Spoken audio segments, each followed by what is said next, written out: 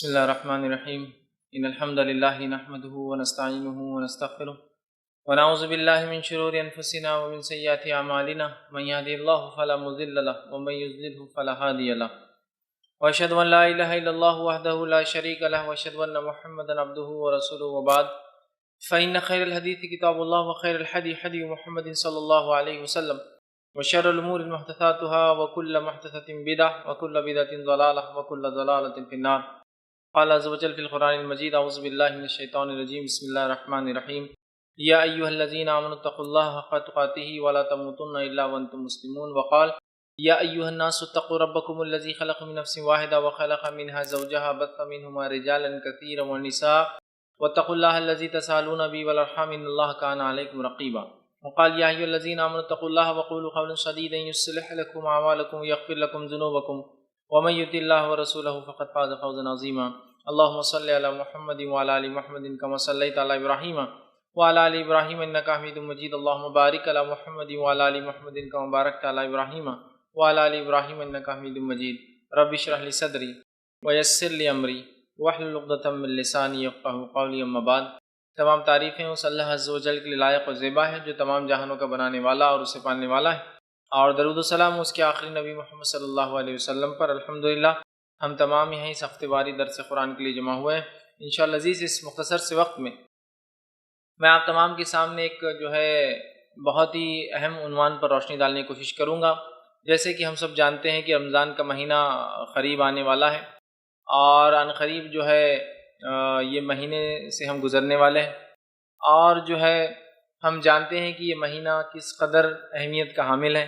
یہ وہ مہینہ ہے جو نزول قرآن کا مہینہ ہے، یہ وہ مہینہ ہے جو برکتوں کا اور رحمتوں کا مہینہ ہے، یہ وہ مہینہ ہے جس میں انسان اعتکاف کرتا ہے، یہ وہ مہینہ ہے جس میں اللہ رب العزت نے ایک ایسی رات رکھی ہے جو 1000 مہینوں سے افضل ہے، جسے شب قدر کہتے ہیں. یہ وہ مہینہ ہے جو ہمیں صبر سکھاتا ہے، یہ وہ مہینہ ہے ہمیں جو خرچ کرنا سکھاتا ہے، لوگوں کے ساتھ حسن سلوک کرنا سکھاتا ہے. یہ وہ مہینہ جس کے اندر ہم روزے رکھتے ہیں اور اپنے رب کو جو ہے راضی کرتے ہیں، اور تلاوت قرآن کرتے ہیں، رات میں قیام کرتے ہیں، اور اس کے ذریعے اپنے پچھلے تمام گناہ معاف کروا لیتے ہیں.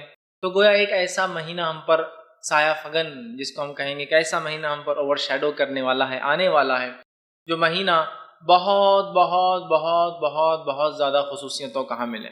اس کے فضائل اگر جاننا ہے تو اس کے اوپر جو میرا ایک بہت تفصیلی عنوان ہے، جو کہ تقریباً 4 گھنٹے پر جو ہے مشتمل ہے، جو رمضان کے فضائل. آپ ضرور اس کو دیکھیں. بہرحال اس مہینے کی کئی فضیلتوں کے اندر یہ فضیلت بھی ہے کہ اللہ رب العزت نے اس مہینے کو ذکر و اذکار کا مہینہ بھی بنایا، اور اس مہینے کی سب سے بڑی خصوصیت جو ہے وہ یہ ہے کہ یہ وہ مہینہ ہے جو ہمیں جہنم سے آزادی دلا سکتا ہے، اور یہ وہ مہینہ ہے جس میں اچھے اعمال کر کے ہم جنت میں داخلہ حاصل کر سکتے ہیں. یاد رکھیں. بہرحال اس مہینے کی جو ہے بڑی ہی فضیلت، اور بالخصوص اس مہینے کے آخری عشرے کی فضیلت اور زیادہ ہے، اس لیے کہ اس میں شب قدر ہو سکتی ہے. اس کی تاخراتوں میں سے کوئی ایک رات شب قدر ہے. نبی اکرم صلی اللہ علیہ وسلم اس آخری عشرے کو اعتکاف میں جو ہے گزارتے، اور اعتکاف کے ذریعے اپنے رب سے تعلق قائم کرتے، اور جو ہے اللہ سے خوب توبہ اور استغفار کرتے، اللہ کا ذکر کرتے، دنیا سے علیحدگی اختیار کر لیتے، اور اسی طرح شب قدر کو بھی اسی میں جو ہے آخری عشرے میں اعتکاف کے ذریعے آپ جو تلاش کرتے. اور نبی اکرم صلی اللہ علیہ وسلم کی سنت موقدہ رہی کہ آپ نے ساری زندگی رمضان کے آخری عشرے کا آخری 10 دن کا اعتکاف کیا، اور جس سال آپ نے وفات پائی اس سال آپ نے 20 دن کا اعتکاف کیا، اور ایک بار آپ کسی وجہ سے اعتکاف نہیں کر پائے تو آپ نے اس اعتکاف کو شوال میں کیا. مطلب نبی اکرم صلی اللہ علیہ وسلم آخری عشرے کے اعتکاف کو، رمضان کے اعتکاف کو کتنا اہمیت دیتے ہیں کہ آپ اس کو پورا زندگی کرتے رہے. سنت موقدہ ہی. اس کے علاوہ آپ آخری جب آپ کا سال تھا، اس سال جس سال آپ نے وفات پائی، پھر رمضان نہ پایا، اس سال 20 دنوں کا کیا، اور ایک مرتبہ آپ نہیں کر پائے کسی وجہ سے تو آپ نے اس کو بعد میں شوال میں دہرایا. میں سمجھتا ہوں اس سے پتہ چلتا ہے اس چیز کی اہمیت.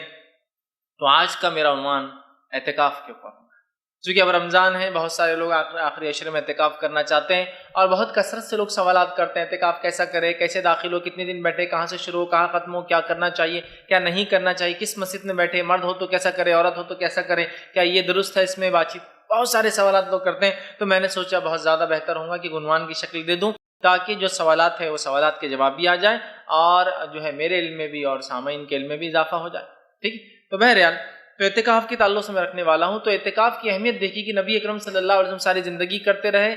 آخری زندگی کے آخری رمضان میں 20 دن کیا. ایک بار نہ کر پائے تو آپ نے شوال میں مطلب رمضان کے بعد والے مہینے میں اس کو دہرایا, مطلب اس کو کیا. اس سے اس کی اہمیت پتہ چل جاتی ہے. اور کیوں نہ ہو, آخری عشرے کی جو اہمیت اتنی زیادہ ہے, نبی اکرم صلی اللہ علیہ وسلم کا آخری عشرے میں اعتکاف کرنے کی ایک حکمت یہ بھی جو علماء لکھتے ہیں وہ یہ ہو سکتی ہے کہ اس میں لیلۃ القدر آتی ہے, اور لیلۃ القدر 1000 مہینوں سے افضل ہے. تو اس سے بہتر کیا طریقہ ہو سکتا ہے کہ لیلۃ القدر بھی مل جائے اور بندہ اعتکاف میں ہو, مطلب مکمل طور سے دنیا سے منہ موڑے ہوئے ہو اور ایک جگہ اپنے آپ کو سمٹ کر اللہ کے ذکر کے لیے اس نے جمع کر لیا ہو, اور اللہ کے ذکر اور دین کے علاوہ وہ نہ کچھ بولتا ہے نہ کچھ کام کرتا ہے. یاد رکھیں, اور کتنا افضل ہے نا کہ آخری عشرہ بھی پا لیا, اعتکاف بھی ہوا اور قدر بھی پا لی, شب قدر کو بھی حاصل کر لیا. اسی لیے نبی اکرم صلی اللہ علیہ وسلم علماء لکھتے ہیں حکمت یہ بھی ہے کہ لیلۃ القدر پانے کے لیے جو ہے, کیوں تو آخری عشرہ ہے, بہت اہم عشرہ ہے اور اس میں لیلۃ القدر بھی آتی ہے,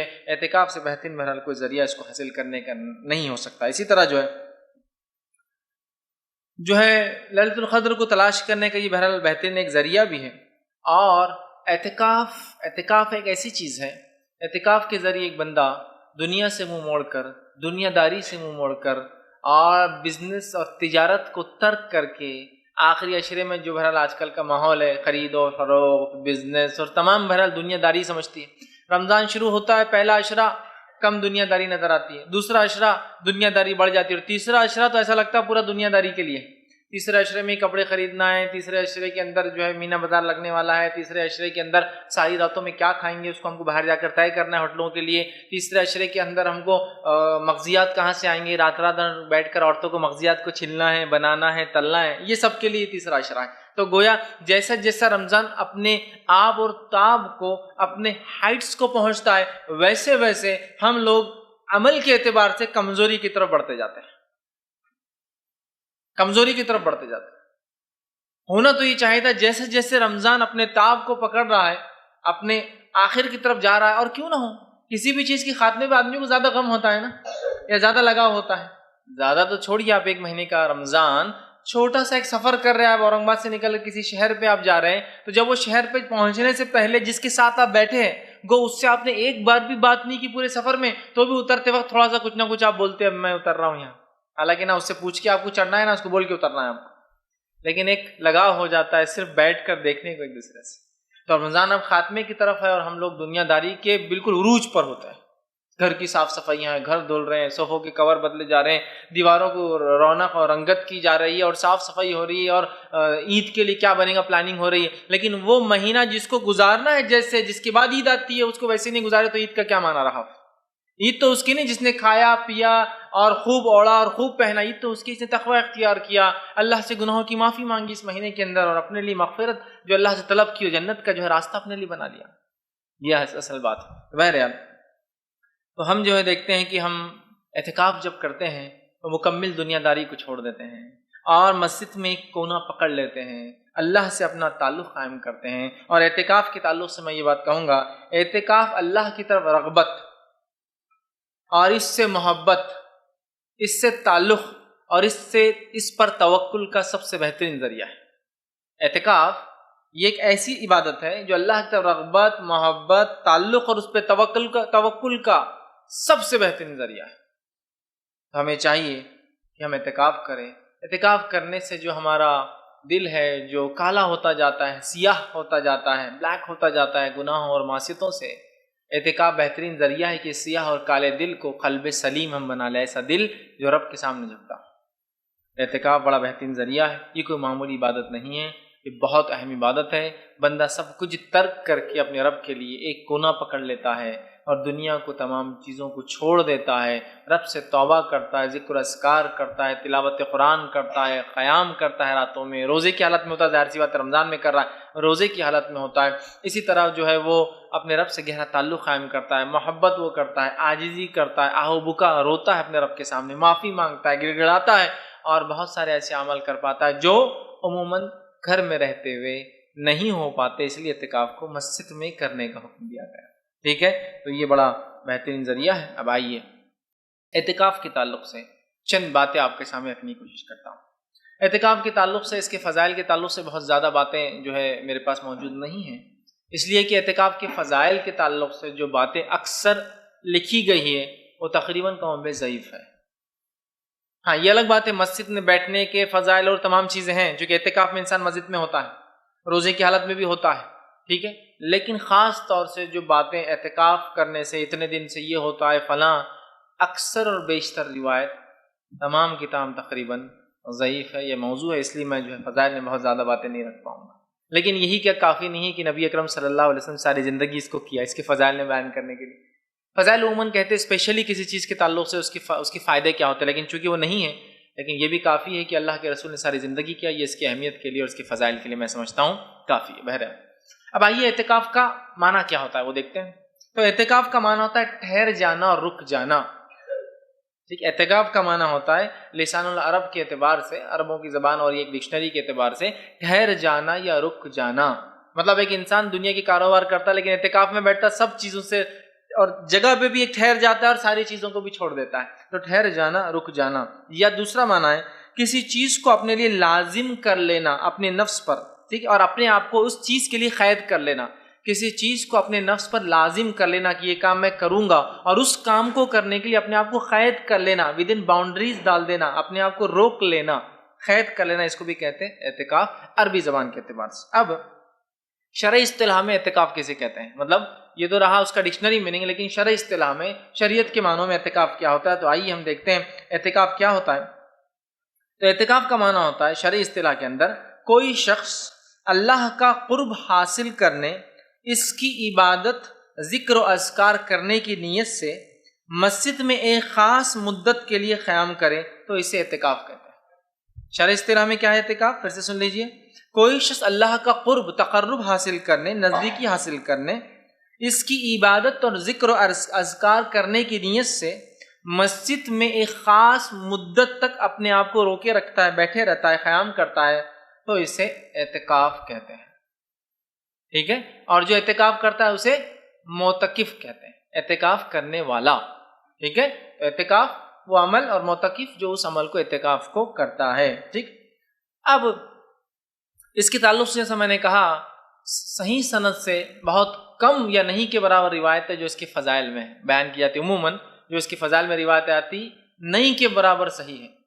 تو اعتکاف کے تعلق سے میں بہت زیادہ مخصوص فضائل کی باتیں تو نہیں رکھ پاؤں گا، لیکن ہاں یہ بات تو بالکل اپنی جگہ طے ہے کہ مسجد میں بیٹھنے کا کتنا اجر و ثواب ہے۔ آئیے ہم وہ دیکھتے ہیں کہ مسجد میں ٹھہر کر عبادت کا کیا ثواب ہے۔ روایت آتی ہے جس کے اندر یہ ہے کہ مسجد میں آپ نے فرمایا اور کہا مسجد جو ہے متقی کا گھر ہے، اور اللہ تعالیٰ نے اس شخص کے لیے جس کا گھر مسجد ہے خوشی، رحمت اور پل صراط سے گزرنا، اپنی رضامندی یعنی جنت کی ضمانت دے دی ہے۔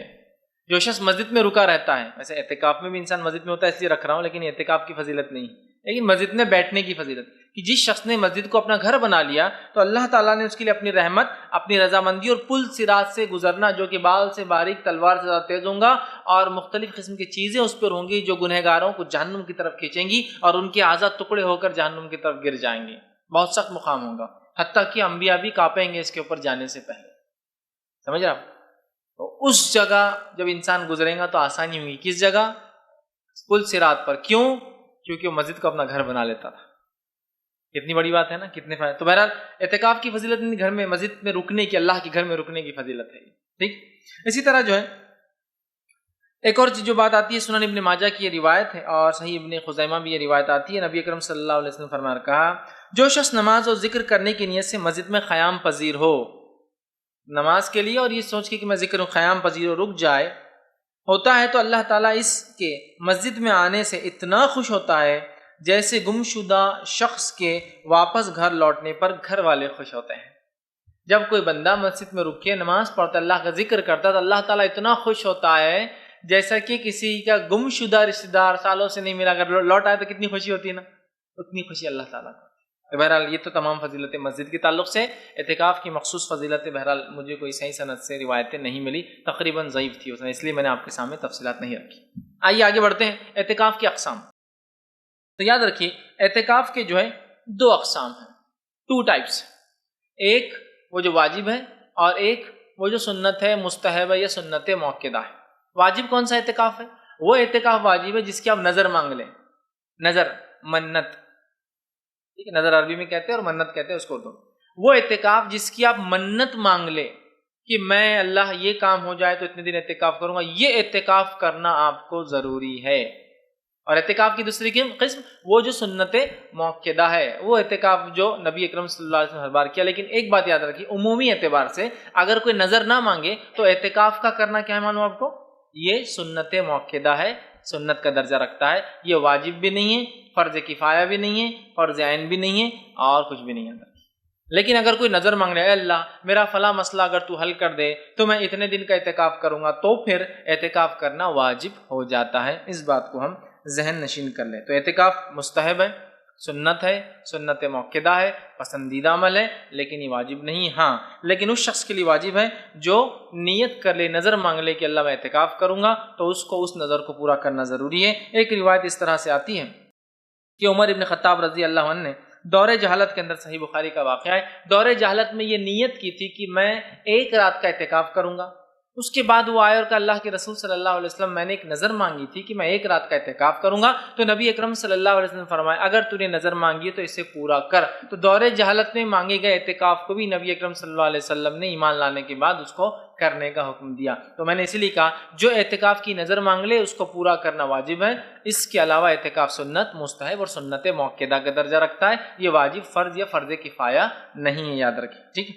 اسی طرح جو ہے اعتکاف کے تعلق سے اور جو چیزیں ہم بہرحال آگے دیکھیں گے، اس میں یہ چیز بھی ہے کہ اعتکاف کو ہمیں دکھانے کی نیت سے نہیں کرنا چاہیے یا دکھاوے کی نیت سے نہیں کرنا چاہیے، ٹھیک ہے۔ مطلب یہ کہ اگر سب کر لے تو میں پھر خالی کیوں بیٹھوں، میں بھی کر لوں۔ ایک واقعہ یوں آتا ہے کہ نبی اکرم صلی اللہ علیہ وسلم نے ایک مرتبہ اپنا خیمہ لگوایا اعتکاف کے لیے، تو آپ کی ایک زوجہ نے آ کر اجازت طلب کی اور کہا میں بھی لگوا لیتی ہوں، تو ان کا خیمہ بھی لگا دیا گیا۔ پھر دوسری زوجہ آئی، کہا میں بھی لگوا لیتی ہوں، ان کا خیمہ لگوا دیا۔ پھر تیسری زوجہ آئی، انہوں نے بھی کہا، اور سب کے خیمے لگ گئے۔ نبی اکرم صلی اللہ علیہ وسلم نے دیکھا اور کہا یہ سب خیمے کو اکھاڑ دو، واپس کر دو، اس لیے کہ تم نے دیکھا دیکھی اعتکاف کیا ہے، پہلے سے نیت نہیں تھی، ایک نے کیا تو دوسرا، دوسرے نے کیا تو تیسرا۔ اور آپ صلی اللہ علیہ وسلم نے بھی اس سال اعتکاف نہیں کیا، اور اس سال کا اعتکاف چھوڑ کر آپ نے کب کیا؟ شوال میں کیا، جو میں نے بات رکھی تھی نا، شوال میں کیا۔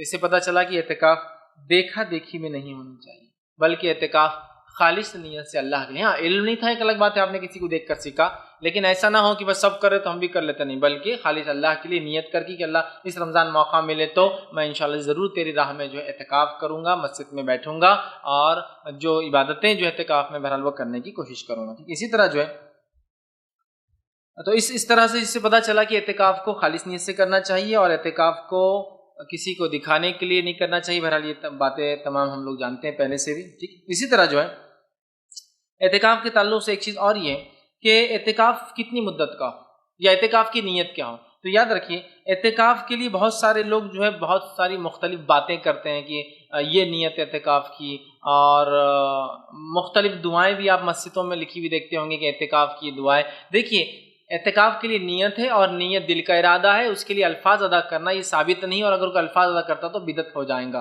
اور اعتکاف کے لیے مخصوص جو دعا کی جاتی ہے سنت سے ثابت بھی نہیں ہے۔ تو اعتکاف کی نیت مانا دل کا ارادہ ہے، کوئی مخصوص دعا کر کے اعتکاف میں داخل ہونا نہیں پڑتا ہے۔ یہ بات بہت ہوتی ہے کہ لوگ اعتکاف کے لیے جاتے ہیں اور پھر جو ہے اس کی خاص دعا پڑھتے ہیں، اعتکاف کی کوئی دعا نہیں، اس کی نیت ہے اور نیت دل کا ارادہ ہے، اب ارادہ کیجیے اور اپنی اعتکاف کی جگہ پر جو ہے معتکف داخل ہو جائیں۔ اب اس کی مدت کتنی ہوگی؟ تو یاد رکھیے اس کی مدت کے تعلق سے جو ہے یہ 10 دن کا ہو سکتا ہے جو سنت موقدہ ہے، 20 دن کا ہو سکتا ہے جو آخری بار آپ نے کیا، اسی طرح آپ نے شوال میں کیا، اس کا مطلب یہ کہ رمضان میں بھی ہو سکتا ہے، غیر رمضان میں بھی ہو سکتا ہے، 10 دن کا بھی ہو سکتا ہے، 20 دن کا بھی ہو سکتا ہے۔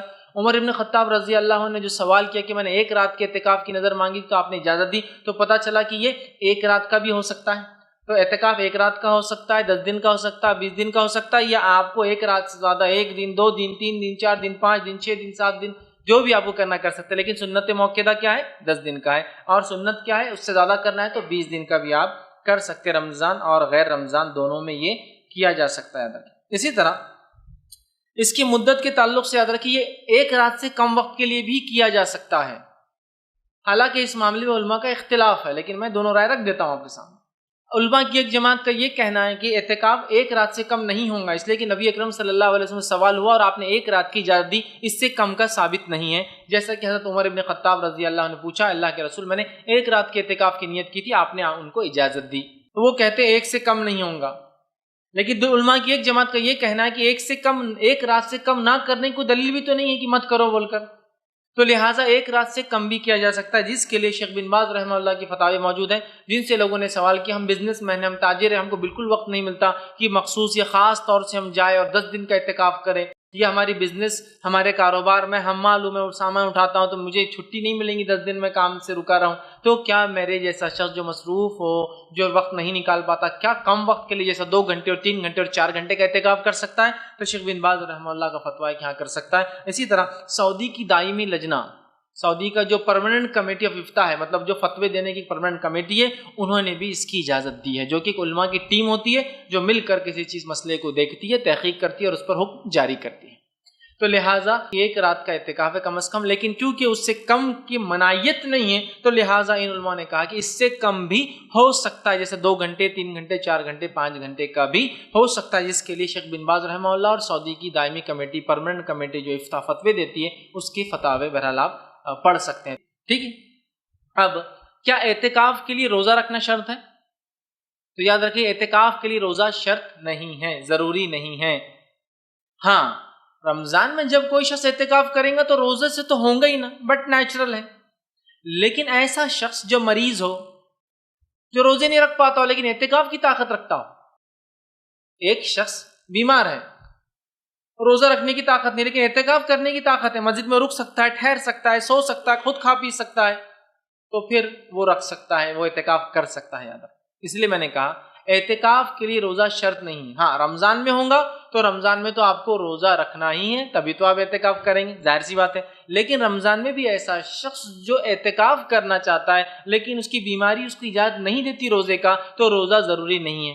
بہت سارے علماء نے یہ کہا کہ اعتکاف کے لیے روزہ شرط ہے، لہٰذا غیر رمضان بھی کرے تو بولتے روزہ رکھنا ہے، نہیں، اعتکاف کے لیے روزہ شرط نہیں ہے۔ بیمار شخص جو روزہ نہیں رکھ پاتا اعتکاف کر سکتا ہے۔ اسی طرح غیر رمضان میں آپ بغیر روزے کے اعتکاف کر سکتے ہیں۔ عمر ابن خطاب نے جب اجازت مانگی رضی اللہ عنہ تو اللہ کے رسول نے ایک رات کے اعتکاف کا اجازت دی، اور ہم جانتے ہیں رات میں روزہ نہیں ہوتا ہے، تو اعتکاف کے لیے روزہ شرط نہیں۔ ہاں، لیکن صحت مند آدمی، ٹھیک ہے، ظاہر سی بات ہے، جب اعتکاف کرے گا تو روزہ بھی ساتھ میں اس نے رکھنا چاہیے، یاد رکھیے۔ ٹھیک، اب اعتکاف کے لیے روزہ شرط نہیں ہے، کوئی ضروری نہیں ہے، لیکن استطاعت کے بعد کوئی روزہ چھوڑ دے تو میں سمجھتا ہوں روزہ تو فرض عبادت ہے، تو پھر اعتکاف کی بات کیسی ہوں گی؟ جب فرض عبادت کوئی چھوڑ دے پھر اعتکاف کی بات کہاں سے ہوگی؟ لیکن جب کوئی وہ کر رہا ہے لیکن اس کی صحت ساتھ نہیں دیتی یا کوئی مسئلہ ہے تو وہ بغیر روزے کے بھی اعتکاف کر سکتا ہے، یاد رکھیے۔ اسی طرح ہر عمل سے پہلے نیت ضروری ہے اعتکاف کی، لیکن مروجہ الفاظ جو ثابت لوگ کرتے ہیں، جس کے اندر ایک خاص دعا آتی ہے نویت سنت الاعتکاف، اور پتہ نہیں آگے اس کی اور دعائیں ہوتی ہے، یہ سنت سے ثابت نہیں، یاد رکھیے۔ لہٰذا اعتکاف کی نیت ہے، خاص کوئی مخصوص دعا نہیں ہے۔ اسی طرح اعتکاف جو ہے رمضان کے آخری عشرے میں ہونا چاہیے، اس لیے کہ سنت موقدہ ہے، نبی اکرم صلی اللہ علیہ وسلم نے اس کو آخری عشرے میں ہمیشہ کیا ہے، یاد رکھیے۔ ٹھیک ہے، تو یہ سنت موقدہ ہے، تو آخری عشرے میں ہونا چاہیے۔ اسی طرح آخری عشرے کے بدلے آخری 2 عشرے، مطلب رمضان کے جو ہے دوسرا عشرہ اور تیسرا عشرہ، اس میں بھی آپ جو ہے کر سکتے ہیں۔ اسی طرح اعتکاف مسجد میں ہی ہونا چاہیے، مسجد سے ہٹ کر اعتکاف نہیں ہوتا، یاد رکھیے، اس لیے کہ اللہ رب العزت نے سورہ بقرہ سورہ نمبر 2 آیت نمبر 187 میں 187 میں فرمایا اور کہا وَلَا تُبَاشِرُهُنَّ وَأَنْتُمْ عَاكِفُونَ فِي الْمَسَاجِدِ، کہ اپنے بیویوں سے مجامعت مت کرو، ہم بستری مت کرو، جبکہ تم مساجد میں، مسجدوں میں اعتکاف کی حالت میں ہو۔ تو پتہ چلا اعتکاف صرف اور صرف مسجد میں ہوگا، ٹھیک ہے، اور مسجد میں ہوگا، اور اعتکاف کی حالت میں بیوی سے ہم بستری نہیں کی جا سکتی، بوس و کنار نہیں کرنا چاہیے، ایسا کوئی بھی عمل جس سے شہوت جاگتی ہے وہ نہیں کرنا چاہیے، یاد رکھیے۔ ٹھیک ہے، تو مسجد کے اندر جو ہے ہم کر سکتے ہیں اعتکاف، اور مسجد میں ہی یہ جو ہے اعتکاف ہوگا، یاد رکھیے، اس کے علاوہ اعتکاف مسجد کے علاوہ نہیں ہوں گے۔ جیسے کہ کوئی بیمار انسان کا ہے، کیا میں گھر میں اعتکاف کر لوں؟ تو یاد رکھیے گھر میں اعتکاف نہیں ہوتا ہے، اعتکاف صرف اور صرف کہاں ہوتا ہے؟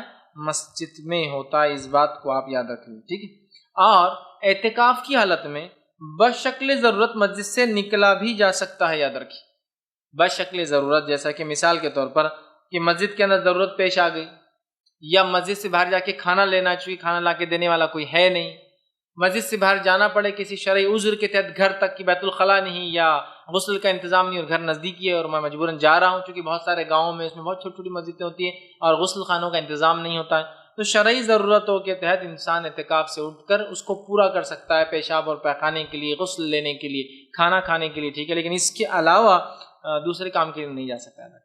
اور کوشش یہ کرنا چاہیے ایسی مسجد میں آپ اعتکاف کریں جس مسجد میں جمعہ بھی ہوتی ہو، تاکہ آپ کو نکل کر دوسری جگہ نہ جانا پڑے، لیکن جس مسجد میں جمعہ نہیں بھی ہوتا اعتکاف تو وہاں ہو جاتا ہے، لیکن تکلیف کیا ہوگی، آپ کو جمعہ کو اٹھ کر مسجد چینج کرنا پڑیں گی، ایک مسجد سے نکل کر پھر جامع مسجد جانا پڑے گا، تو بیٹر ہے آپ ایسی مسجد میں کیجئے جہاں جمعہ بھی ہوتی ہے، لیکن کوئی ضروری نہیں ہے کہ آپ ایسی مسجد میں کریں جہاں جمعہ ہوتی ہے، دونوں باتیں ایک جگہ ہے، کرنا چاہیے جہاں جمعہ ہوتی ہے، لیکن جمعہ نہیں بھی ہوتی تو آپ جائیے اور وہاں کیجیے، جمعہ کے لیے پھر آپ جائیں گے تو یہ بھی شرعی عذر ہے کہ آپ کو جمعہ کے لیے اس مسجد سے نکل کر دوسری مسجد نماز پڑھنے جانا پڑے گا۔ اسی طرح جو ہے ہر فرد کے لیے اعتکاف کے لیے الگ الگ خیمہ بنے گا، ہر فرد کے لیے اعتکاف کے لیے الگ الگ خیمہ ٹینٹ بنے گا، یاد رکھیے، مطلب اگر مسجد میں ہم اعتکاف کرتے ہیں تو ہر آدمی الگ بلاک بنائے گا، اپنا خیمہ ٹینٹ بولیے، اوپر سے ڈالا جائے یا لٹکایا جائے، باندھا جائے، کچھ بھی ہو سکتا ہے، کچھ بھی ہو سکتا ہے، الگ سے اس کا خیمہ ہوگا، حلقہ ہوگا، اور لوگ مل کر اعتکاف نہیں کریں گے، ایک خیمے میں ایک ہی آدمی ہوگا۔ نبی اکرم صلی اللہ علیہ وسلم کے تعلق سے آتا ہے کہ آپ صلی اللہ علیہ وسلم نے، جو بخاری کی روایت ہے، ارادہ کیا اعتکاف کا تو آپ نے اپنا خیمہ لگوایا، پھر روایت کے اندر آتا ہے کہ اس جگہ جو عائشہ رضی اللہ عنہا آئی اور کہا اللہ کے رسول میں بھی اعتکاف کرنا چاہتی تو ان کا خیمہ لگا دیا گیا، پھر حفصہ رضی اللہ عنہا آئی اور کہا مجھے بھی اعتکاف کرنا، ان کا بھی خیمہ لگا دیا گیا، تو وہ الگ الگ خیمے لوگوں کے جو ہے لگا گئے۔ حضرت زینب آگے کہا مجھے بھی کرنا تو ان کا خیمہ لگایا گیا، ٹھیک ہے، تو الگ الگ خیموں میں ہوں گا اعتکاف، ایک جگہ نہیں ہو سکتا، الگ الگ ٹینٹس لگا جائیں گے، آپ کی تینوں بیویوں کے الگ الگ خیمے لگوا گئے، اللہ کے رسول کا بھی خیمہ ایک طرف لگوایا گیا، اور بیویوں کا مطلب عورتوں کا چونکہ الگ ہوں گا، صحن میں الگ سے 3 خیمے، تو پتہ چلا ہر معتکف جو ہے الگ خیمے میں بیٹھیں گا۔ ہمارے پاس کیا ہوتا ہے، اعتکاف میں لوگ بیٹھتے ہیں، خیمے تو الگ الگ لگتے ہیں لیکن جمع پورے ایک ہی خیمے میں رہتے ہیں، خیمے لگ گئے 4 لوگ اعتکاف میں، لیکن آپ جب بھی جاؤ تو چاروں ایک ہی جگہ پڑے ہوئے، ایک جگہ مل کر، ارے انہیں بہت اچھی باتیں کرتے ہیں، ان کا اعتکاف جو ہے ایک ذاتی عبادت ہے، یہ اجتماعی عبادت نہیں کہ آپ 8 لوگ اعتکاف میں بیٹھیں گے اور دن بھر ایک خیمے میں ساتھ رہیں گے اور پھر رات میں سے سونے کے لیے الگ ہوں گے۔ اعتکاف ایک اجتماعی انفرادی عبادت ہے جو آپ کو اپنے رب کے ساتھ تعلق، رغبت، محبت، انسیت، توبہ کرنا ہے اکیلے میں، بالکل، اسی لیے الگ خیمہ لگنا ہے، تو ہاں بس خیمے تو لگتے ہیں الگ لیکن جمع پورے ایک ہی خیمے میں پڑے ہوئے رہتے ہیں، اور صرف اللہ کا ذکر کرنا ہے، اس کے علاوہ ان خیموں میں کچھ نہیں ہوگا، اور صرف نفلی عبادتیں ہوں گی، قیام ہوں گا، قرآن کی تلاوت ہوں گی، ذکر و اذکار ہوں گا، اللہ سے توبہ آہ و بکا انسان کرے گا، یہ تمام چیزیں ہوں گی، نہ کہ وہاں بھی جا کر وہی تمام باتیں۔ میں نے دیکھا ہے بہت سارے لوگ اعتکاف میں بیٹھتے ہیں، اللہ رحم کرے، لیکن اس کا مقصد نہیں سمجھ پاتے، اعتکاف میں بیٹھے ہیں اور جب خیموں میں جائے تو سب غائب رہتے ہیں، ارے کہاں ہیں تو چھت پہ بیٹھے ہوئے، کوئی تمباکو کھا رہا، کوئی سگریٹ پی رہا، اعتکاف میں رہ کر بھی دیکھیے حرام چیزیں نہیں چھوٹ رہی ہے، چھت پہ جا کے پھرے، معتکف بنا شرعی عذر کے اپنا وہ جو حلقہ ہے، جو خیمہ نہیں چھوڑ سکتا، یہاں سگریٹ بڑی پینے جو ہے چھت پہ جا رہے ہیں یا مسجدوں کے حماموں کو خراب کر رہے ہیں، سمجھ رہے ہیں؟ تو اگر ہمارا اعتکاف ہم کو حرام کاری سے نہیں چھڑوا رہا ہے، ہمارا اعتکاف ہم کو جو ہے بری باتوں سے، بری عادتوں سے، غیبت سے، چغلی سے، اعتکاف میں بیٹھے اور پورے سال بھر کی بزنس پلاننگ کر لے رہے ہیں، تم بھی آ جاؤ میں بھی آ جاتا، اعتکاف میں مسجد میں بیٹھ جائیں گے، مسجد اچھی ہے، کھانا اچھا آتا اور آس پڑوس کے لوگ بہت مالدار ہے، سب چیز اچھا بالکل سیٹل ہو جاتا، امام صاحب بھی تیزی سے پڑھ لیتے تو پون گھنٹے میں تراویح بھی ختم ہو جاتی، بعد میں اپنے کو پڑے رہنا اور پورے سال بھر کا بزنس پلاننگ کر لیں گے، یہ اعتکاف نہیں۔ کچھ جگہ اعتکاف رسمی طور سے منایا جاتا ہے، اور رسمی طور سے کیا ہے، میں گھر سے کوئی اعتکاف میں نہیں بیٹھا، کیسا گھر ہے کوئی اعتکاف میں نہیں بیٹھا، تو وہ گھر والے بولتے اگلے سال بیٹے تم کو بیٹھنا ہی پڑے گا، یہ کفارہ ہے سب کی طرف سے، تو لوگ پوچھتے نا ہم سے، بہت برا لگتا ہے، دیکھو ان کے گھر سے 3 بیٹھے، ان کے گھر 4 بیٹھے، ہمارے گھر سے کچھ نہیں تو تم تو بلی کے بکرے بنوں گی، بیٹھوں گی، اور وہ بولتا میرے کو نہیں بیٹھنا پڑے گا، خاندان میں نام نہیں رہے گا۔ خاص طور سے اگر آپ آج کے دور میں بھی مختلف علاقوں میں ایک گھر سے کوئی نہیں بیٹھا تو پکڑ کے جاتے کو جانا ہی پڑے گا، اس لیے کہ پورے شہر میں بدنام ہو جا رہے ہیں، اعتکاف ہمارے گھر سے کوئی نہیں کرتا، اور یہ دکھاوے کے لیے، اس لیے میں نے شروع میں کہہ دیا نا، وہ جو حضرت صحابیات نے، جو امہات نے دیکھا دیکھی میں خیمہ لگا تھا، اللہ نے پورے اٹھا دیا، اٹھاؤ، تم سب نے دیکھا دیکھی میں خیمہ لگایا، اور اس سال اللہ کے رسول نے بھی اعتکاف نہیں کیا، پھر اس کے بعد کب کیا؟ اس رمضان نہیں کیا اور شوال میں کیا. دیکھا دیکھے نہیں، لوگ کیا بولیں گے نہیں، سب کر رہے تو ہم کر رہے نہیں، ایک گھر سے ایک تو جانا چاہیے نا، لیکن لوگ کیا بولیں گے اپنے کو، نہیں. اعتکاف خالص اللہ کے لیے ہونا چاہیے. اس کے لیے الگ الگ خیمے ٹینٹ ڈالے جائیں گے اور بندہ اپنے رب سے تعلقات جوڑیں گا اس میں. اسی طرح جو ہے معتکف خیمے میں کب داخل ہو، وہ خیمہ جب لگیں گا ٹینٹ تو اس میں جائیں گا کب، وہ بھی بڑا اہم چیز ہے. تو کب جائیں گا یہ سن لیجیے. معتکف ویسے حدیث میں آتا ہے کہ جو شخص اعتکاف کرے، ابو داؤد کی روایت ہے، آپ صلی اللہ علیہ وسلم جب اعتکاف میں بیٹھتے تو فجر کی نماز پڑھ کر اپنے خیمے میں اور ٹینٹ میں داخل ہوتے ہیں. لیکن یہ صرف روایت کا ایک حصہ ہے، تفصیلات یوں آتی ہے. ماں عائشہ فرماتی ہے نبی اکرم صلی اللہ علیہ وسلم جب اعتکاف کی نیت کرتے تو آپ مغرب میں مسجد چلے جاتے، پھر وہاں مغرب کی بعد سے لے کر فجر تک اسی مسجد میں رات گزارتے، اور اس کے بعد اس مسجد میں فجر پڑھنے کے بعد اپنے اعتکاف کی جگہ میں داخل ہوتے. اب آگے بات سمجھ میں آپ کو. تو اعتکاف میں کب داخل ہوں گے آپ رات مغرب میں چلے جائیں گے، پھر مغرب سے لے کر آپ فجر تک اسی مسجد میں قیام کریں گے، لیکن اپنی قیام گاہ میں، وہ جو خیمہ ہے اس میں داخل نہیں ہوں گے. اور جب فجر پڑھ لیں گے وہاں، مطلب سحر کریں گے آپ سمجھ گا، فجر پڑھیں گے، فجر کے بعد پھر آپ اپنے خیمے میں داخل ہوں گے. اب وہ خیمہ پورا اعتکاف ختم ہونے تک آپ کا گھر ہے، اب نہیں نکلیں گے آپ اس میں سے باہر. صرف جانے سے پہلے مغرب سے لے کر فجر تک مسجد میں گزاریں گے، اس کے بعد خیمے کے اندر، اور پورا وقت پھر اسی خیمے میں آپ رہیں گے. نماز پڑھی فرض، باہر نکلے، خیمہ ہٹ گیا یا پھر ہٹانے کی ضرورت پڑتی چونکہ سب بنتی ہے، پھر خیمہ لگ جائیں گا. سمجھ رہے ہیں؟ پھر آپ نے جو ہے افطار کی، پھر خیمہ لگ گیا، قیام اللیل ہوگی، پھر خیمہ لگ گیا، سحر کر لی، پھر خیمے میں ہی رہیں گے. مطلب آپ باہر آ سکتے ہیں، کھائیں پھر اندر چلے گئے، یا پھر اندر کھا لے، کبھی شرعی ضرورت کے تحت باہر بھی آنا پڑ سکتا ہے. بہتر ہے کہ اس خیمے میں، اس ٹینٹ میں، اس جگہ میں، اس حلقے میں، اس چھوٹے سے روم میں جو مسجدوں میں آج کل پردے کے ذریعے بنایا جاتا ہے، پردے کے ذریعے ہو سکتا ہے، پارٹیشن سے ہو سکتا ہے، اینٹ مٹی کا کچھ بھی ہو سکتا ہے، بہرحال اس خیمے کے اندر آپ کو جو ہے اپنا جو ہے اتنے دن جو اعتکاف کے ہیں گزارنے ہیں، یاد رکھیے. تو خیمے میں کب داخل ہوں گے آپ؟ مغرب میں چلے جائیں گے، رات گزاریں گے، اور فجر کی نماز پڑھ کر خیمے میں داخل ہوں گے. یہ سنت سے ثابت ہے. اب کون سی رات سے آپ اعتکاف کریں گے، اس میں علماء کا بہت اختلاف ہے. 20 سے یا 21 سے؟ اعتکاف 10 دن کا ہے نا، تو میں جو یہ سمجھتا ہوں، جو میں نے پڑھا ہے، میں یہ بہتر سمجھتا ہوں کہ 20 کو آپ داخل ہوں گے. اس لیے کہ 21 کو اگر داخل ہوں گے تو لیلۃ القدر آپ کی اعتکاف کے باہر گزر جائیں گی. 21 کو اگر داخل ہوں گے مغرب میں، تو 21 کو داخل ہوں گے تو لیلۃ القدر چالو ہو گئی. تو 21 کی رات جب گزریں گی تو خیمے کے باہر گزریں گی، پھر فجر کے بعد داخل ہوں گے تو شب قدر اگر وہ ہو گئی 21 تو چلے گئی پھر بغیر اعتکاف کے، ہے نا. اور یہ بھی اعتکاف کی حکمت ہے کہ شب قدر بھی پالے اس کے اندر. تو لہٰذا میں اپنی ذاتی طور سے کہوں گا، جو علماء کی دونوں رائے ہے، میں یہ کہوں گا بہتر ہے 20 کو داخل ہو. 20 کی رات داخل ہوئے، رات بھر مسجد میں گزاری، فجر کے بعد اندر گئے، پھر دوسری رات جو آئیں گی وہ کون سی ہوں گی؟ 21. تو آپ اعتکاف کی حالت میں رہیں گے. جبکہ اگر آپ 21 کو جائیں گے تو کیا ہوگا؟ اگر شب قدر وہ ہو گئی تو آپ نے باہر گزار لی اعتکاف کے باہر، پھر آپ معتکف اپنی جگہ پہ گئے. اس سے بہتر ہے، میں جو اپنی رائے دے سکتا ہوں یہ، اور علماء کی بہت سارے علماء کی رائے ہے، واللہ عالم، اس کے بعد اللہ بہتر جانتا ہے کہ اس کیا. لیکن نبی اکرم صلی اللہ علیہ وسلم آخری عشرہ مناتے. اب اس میں اختلاف ہے کہ 20 کو جاتے یا 21 کو، لیکن بہتر جو مجھے لگا اور علماء کے اقوال سے جو میں نے جانا وہ یہ ہے 20 کو داخل ہونے سے 21 کی رات اعتکاف کی حالت میں جائیں گی، جو کہ شب قدر ہو سکتی ہے. تو لہٰذا 20 کو ایک انسان مسجد چلا جائے، مغرب میں چلا جائے، رات مسجد میں گزارے، اور نماز فجر کے بعد اعتکاف کی جگہ میں داخل ہو، جو کہ 20واں روزہ سمجھ شروع ہو جاتا ہے. پھر اس کے بعد 21 کی رات آئیں گی. تو بہتر بہرحال یہ زیادہ ہے کہ جو ہے 20 کو آپ اعتکاف میں جائیں. اسی طرح جو ہے اعتکاف کرنے والا اپنے ساتھ ضروری اشیاء لے جا سکتا ہے اعتکاف کے لیے. ضروری اشیاء وہ اعتکاف کے لیے لے جا سکتا. ضروری اشیاء کیا کیا ہو سکتی ہے؟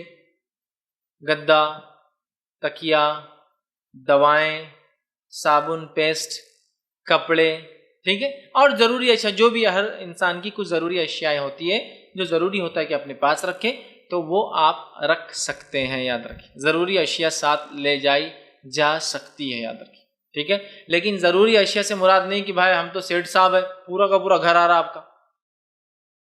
کچھ لوگ ہوتے ہیں جب اعتکاف کے لیے جاتے ہیں تو پورا کا پورا گھر ہی ٹرانسفر ہو جا رہا ہے. اتنی سہولتوں کو ساتھ لاتے ہیں کہ بیچارہ دوسرا اعتکاف کرنے والا دیکھتے رہ جاتا ہے کہ یار یہ اعتکاف کے لیے یہ کیا کرنے آئے، یا پھر میرے پاس تو اتنی چیزیں نہیں جتنی اعتکاف میں ساتھ لے کر آئے.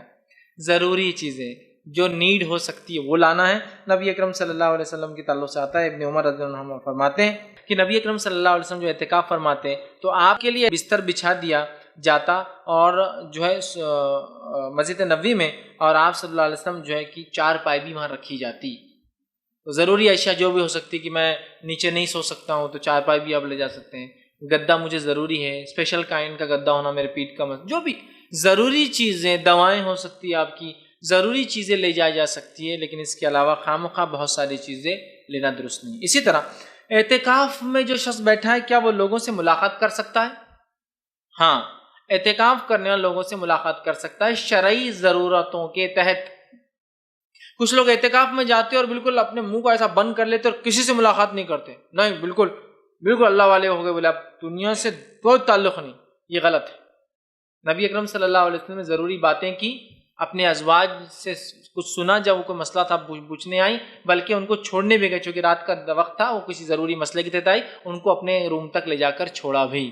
تو ضرورت کے تحت لوگ ملنے آ سکتے ہیں، شرعی ضرورت کے تحت آپ بھی نکل کے جا سکتے ہیں، شرعی ضرورت کے تحت بات بھی کی جا سکتی ہے، شرعی ضرورت کے تحت لوگ ملنے آ کر آپ سے بات بھی کر سکتے ہیں، لیکن تمام شرعی ضرورتوں کے تحت.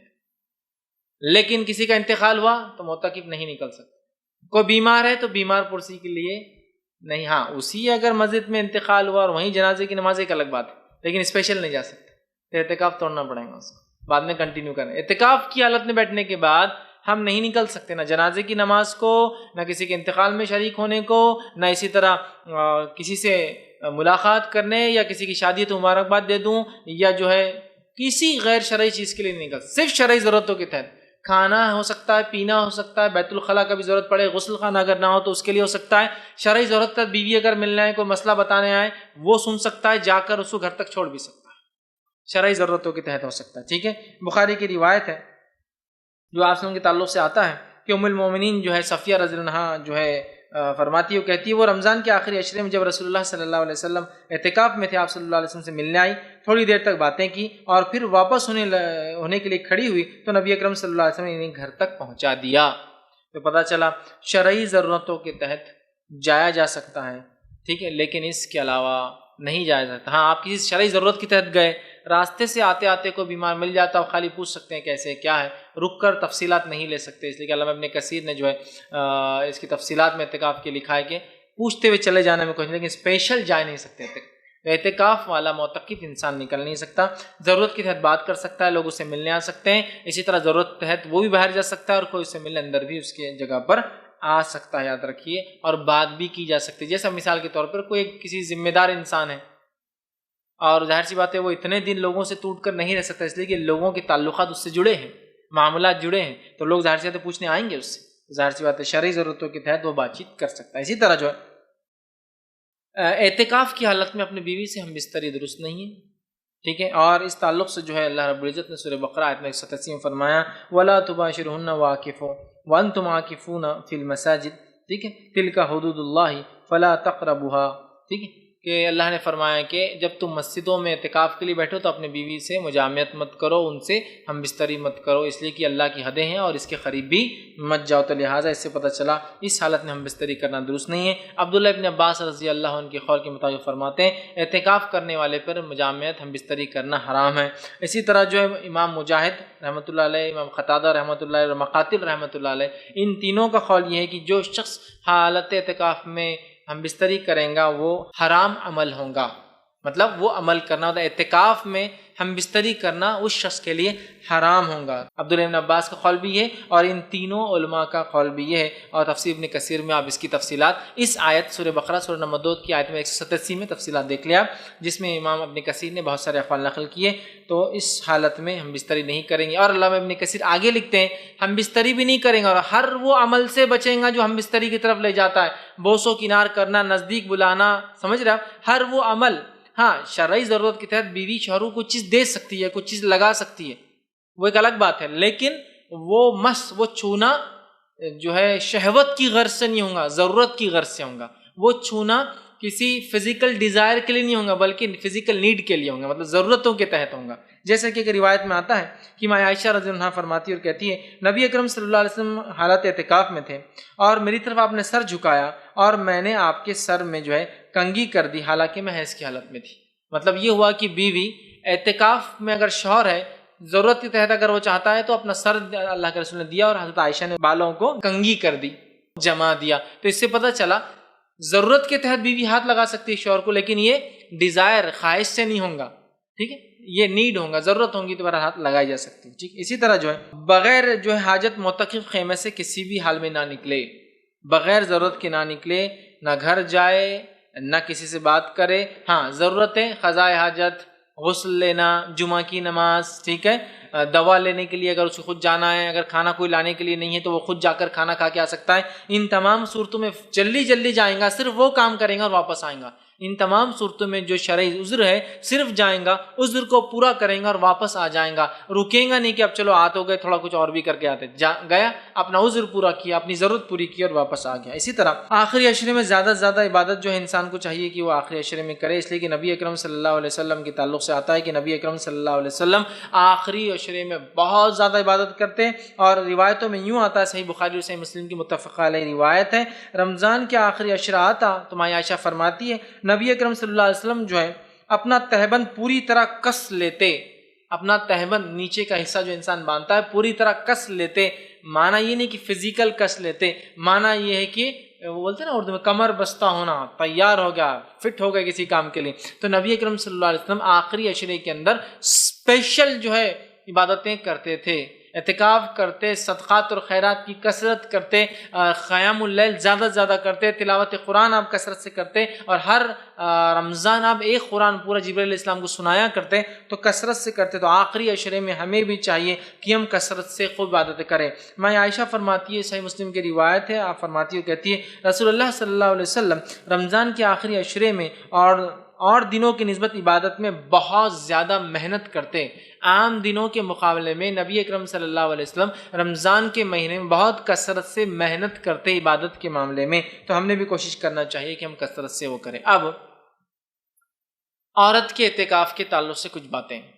ٹھیک، عورت کے اعتکاف یاد رکھیے تو عورت بھی اعتکاف کر سکتی ہے جیسا مرد اعتکاف کر سکتے ہیں.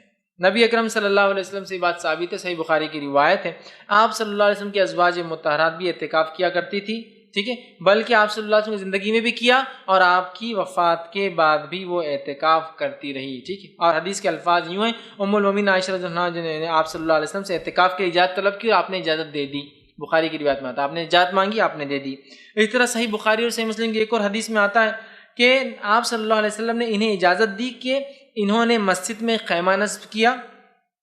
ایک اور روایت میں ہے کہ آپ صلی اللہ علیہ وسلم ہر رمضان میں برابر اعتکاف فرماتے تھے، حتیٰ کہ اللہ تعالیٰ نے آپ کو اٹھا لیا. ہر رمضان کرتے تھے اور امہات بھی کرتی تھی ساتھ میں. اسی طرح ایک اور روایت میں آتا ہے کہ جو ہے آپ صلی اللہ علیہ وسلم کے وفات کے بعد بھی جو ہے امہات المومنین اعتکاف کرتی تھی. صحیح بخاری صحیح مسلم کی روایت ہے. مطلب اعتکاف نبی کی زندگی میں ازواج نے کیا، اعتکاف نبی کی زندگی کے بعد ازواج نے کیا، اور دونوں ہی صورتوں میں اعتکاف کہاں کیا؟ مسجد میں. زندگی میں مسجد میں، زندگی کے بعد بھی مسجد میں. صحیح بخاری کی روایت ہے رسول اللہ صلی اللہ علیہ وسلم کے ساتھ ایک زوجہ جو ہے جن کا ام سلمہ آتا ہے اس میں بہرحال غالباً، انہوں نے جو ہے اعتکاف کیا اور وہ استحاضہ کی حالت میں تھی. مطلب ایسی حالت میں بھی ازواج مطہرات اعتکاف نہیں چھوڑتی تھی. استحاضہ، دیکھیے حیض کی حالت میں یا نفاس کی حالت میں اعتکاف نہیں ہو سکتا، لیکن استحاضہ وہ کیفیت ہوتی ہے کہ عورت کو حیض نہیں آتا لیکن حیض کے بدلے بغیر کسی عذر کے خون نکلتا جو بیماری کی وجہ سے ہوتا ہے، اور جو خون حیض کا ہوتا بھی نہیں استحاضہ.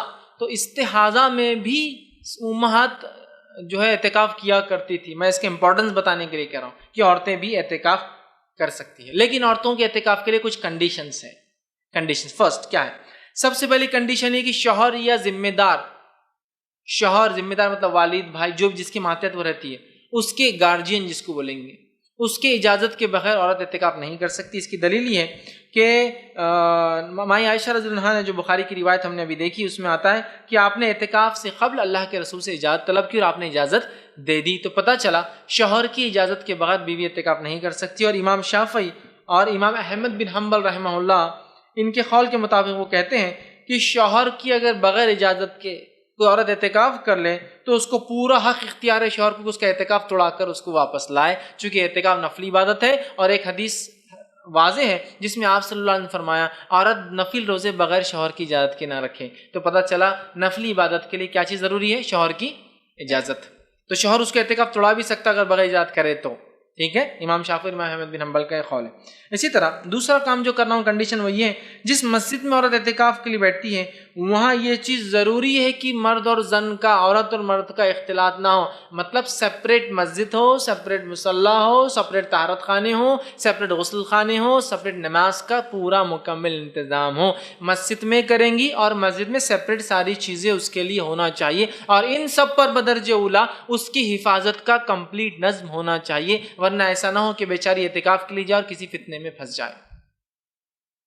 کمپلیٹ سیگریگیشن جس کو کہیں گے، مکمل طور سے اس کا انتظام، غسل کا، کھانے کا، پینے کا، پلس پروٹیکشن بھی ہو. ایسے لوگ یا ایسے مرد دروازوں پر موجود ہو جو کنٹینیوس پروٹیکشن کرتے رہے اس مسجد کا، چونکہ اندر خالی عورتیں اندر مرد نہیں جا سکتا، ضرورت ہے ان کی حفاظت کی بھی. آپ صلی اللہ علیہ وسلم کے دورے مسجد نبوی میں جب عورتیں اعتکاف کرتی صحابیات تو وہاں پروٹیکشن ہوتا تھا، حفاظت ہوتی تھی ان کی. تو کمپلیٹ پروٹیکشن ہو. تو پہلی شرط شوہر یا اپنے گارجین ذمہ دار کی اجازت، اور دوسرا اس کے لیے تمام چیزوں کا علیحدہ نظم. و افسوس کی بات ہے ہند پاک میں ہمارے پاس یا بنگلہ دیش میں ایسی مسجدیں نہیں کے برابر ہے جہاں ان کا کمپلیٹ نظم الگ ہو، اور جو کچھ تھوڑی بہت ہے بالکل اتنی تھوڑی کہ .000001% بھی نہیں ہوں گی، وہ بہت کم. مطلب 1000 مسجدوں میں ایک مسجد بھی نہیں جہاں عورتوں کا انتظام ہے، اس میں اگر ہے بھی تو عورتوں کے اعتکاف کا تو کوئی نظم نہیں، پروٹیکشن کا کوئی 24 آور نظم نہیں. کیونکہ جب عورت اعتکاف میں ہوگی 24 گھنٹے وہاں مرد پروٹیکشن اور حفاظت تو مرد ہی کرے، تو ایسے انتظام نظر نہیں آتا جبکہ ہونا چاہیے. ٹھیک ہے، لہٰذا یہ 2 کنڈیشنز عورتوں کے سامنے. اسی طرح کیا عورتیں گھر میں اعتکاف کر سکتی ہیں؟ تو یاد رکھیے عورتیں گھر میں اعتکاف نہیں کر سکتی ہیں. عورتیں گھر میں اعتکاف نہیں کر سکتی کہ تو اللہ نے فرمایا کہ تم اپنی بیویوں سے مباشرت نہ کرو جب تم مسجد میں اعتکاف میں ہو. امام ابو حنیفہ کے ایک قول کو چھوڑ کر کسی عالم نے یہ نہیں کہا کہ گھر میں اعتکاف ہو سکتا ہے. امام ابو حنیفہ کے ایک قول کو چھوڑ کر کسی عالم نے نہیں کہا کہ عورت کا اعتکاف مسجد کے علاوہ ہو سکتا ہے. سمجھ رہا؟ مطلب مسجد کے علاوہ اعتکاف عورت کا نہیں ہوتا، مسجد میں ہی عورت کا اعتکاف ہوگا. اگر مسجد میں نظم نہیں ہے تو عورت اعتکاف نہیں کریں گی. اس بات کو یاد رکھیں. کچھ اقوال علماء کے تھے جو میں نے پہلے بار رکھے تھے یہ رائے، لیکن بہرحال وہ ایک رائے تھی جو زیادہ بہتر چیز ہے کہ عورت اعتکاف مسجد میں کریں گی، مسجد میں نظم نہ ہونے کی شکل میں اعتکاف نہیں کریں گی. اب بہت سارے لوگ یہ مسئلہ لاتے. آپ صلی اللہ علیہ وسلم حدیث نے فرمایا نا عورت کے لیے بہتر ہے کہ وہ گھر کے اندر والے کمرے میں نماز پڑھے اس لیے کہ وہ افضل ہے. تو یاد رکھیے عورت کے لیے مسجد جانا ضروری فرض نہیں ہے لیکن چاہے تو جا سکتی ہے. عورت کے لیے جمعہ کی نماز فرض نہیں ہے لیکن چاہے تو پڑھ سکتی ہے. نبی کے زمانے میں عورتیں مسجد میں بھی آئے، عورتوں نے گھر میں بھی نماز پڑھی، بات صحیح ہے. لیکن نبی کے زندگی میں آپ نے ساری زندگی اعتکاف کیا، ساری زندگی میں امہات المومنین یا دوسری صحابیات میں سے کسی ایک کو بھی آپ نے نہیں کہا کہ تم گھر میں کر لو. وہ صرف نماز کا مسئلہ، اعتکاف کا نہیں. بہت سارے لوگ بولتے ہیں، وہ روایت کو لا کر ابو داؤد میں اور دیگر حدیثوں میں آتی ہے کہ آپ صلی اللہ علیہ وسلم نے فرمایا تیرے لیے زیادہ بہتر ہے کہ تو گھر میں پڑھے، گھر کے صحن سے زیادہ بہتر ہے گھر کے اندر والے کمرے میں، اور اس سے زیادہ بہتر ہے سب سے اندر والے کمرے میں تو نماز پڑھے. اس لیے کہ عورت اللہ کی رحمت میں سب سے زیادہ تب ہوتی ہے جب اپنے گھروں کے سب سے اندرونی کمروں میں ہوتی ہے. تو یہ بات بالکل صحیح ہے، یہ بات بالکل صحیح ہے کہ نماز کے لیے عورت کے لیے مسجد جانا فرض نہیں ہے. لیکن میرے بھائی نبی اکرم صلی اللہ علیہ وسلم نے امہات المومنین آپ کی زندگی میں بھی مسجد میں اعتکاف کرتے رہی، آپ کی زندگی کے بعد بھی اعتکاف کرتے رہی. اگر اس کی اجازت ہوتی کہ گھر میں رہے تو اللہ کے رسول ضرور بیان کر دیتے. اور میں سمجھتا ہوں عورتوں کا مردوں کے مقابلے میں گھر میں زیادہ رہنا زیادہ ضروری ہے. ان کی ضروریتیں زیادہ ہوتی ہے گھر میں، اور ان کو گھر سے نکلنا زیادہ تکلیف دیتا ہے مردوں کے مقابلے میں. دیکھیے آپ کو سفر میں جانا ہے، بیگ اٹھا اور چلے گئے. عورت کو سفر میں جانا ہے تو بہت ساری چیزوں کا اس کو انتظام، نظم، بچوں کے دودھ کا کیا انتظام ہوگا، فلاں چیز کا مسئلہ کیا ہوگا، میں مہینے کی کس حالت کے اندر ہوں، فلاں کیا ہوگا، کس جگہ جا رہے وہاں انتظام ہوگا نہیں ہوگا. طہارت خانوں میں عورتیں نہیں جا سکتی، اکثر مردوں کے لیے بنے ہوتے ہیں. سمجھ رہا؟ تو کتنی پلاننگ ہوتی ہے اس کی. تو مردوں کے مقابلے میں عورتوں کو تو زیادہ تکلیف ہوتی ہے گھر سے باہر نکلنے میں. لیکن اس کے باوجود بھی امہات المومنین ساری زندگی مسجد میں کرتی رہی، اور نبی کے دنیا سے جانے کے بعد بھی وہ مسلسل کرتی رہی۔ یہ اس چیز کی دلیل ہے کہ عورتیں گھر میں اعتکاف نہیں کر سکتی، اور اس کو مسجد میں نماز والی حدیثوں پر قیاس کرنا میں سمجھوں گا درست نہیں ہوگا۔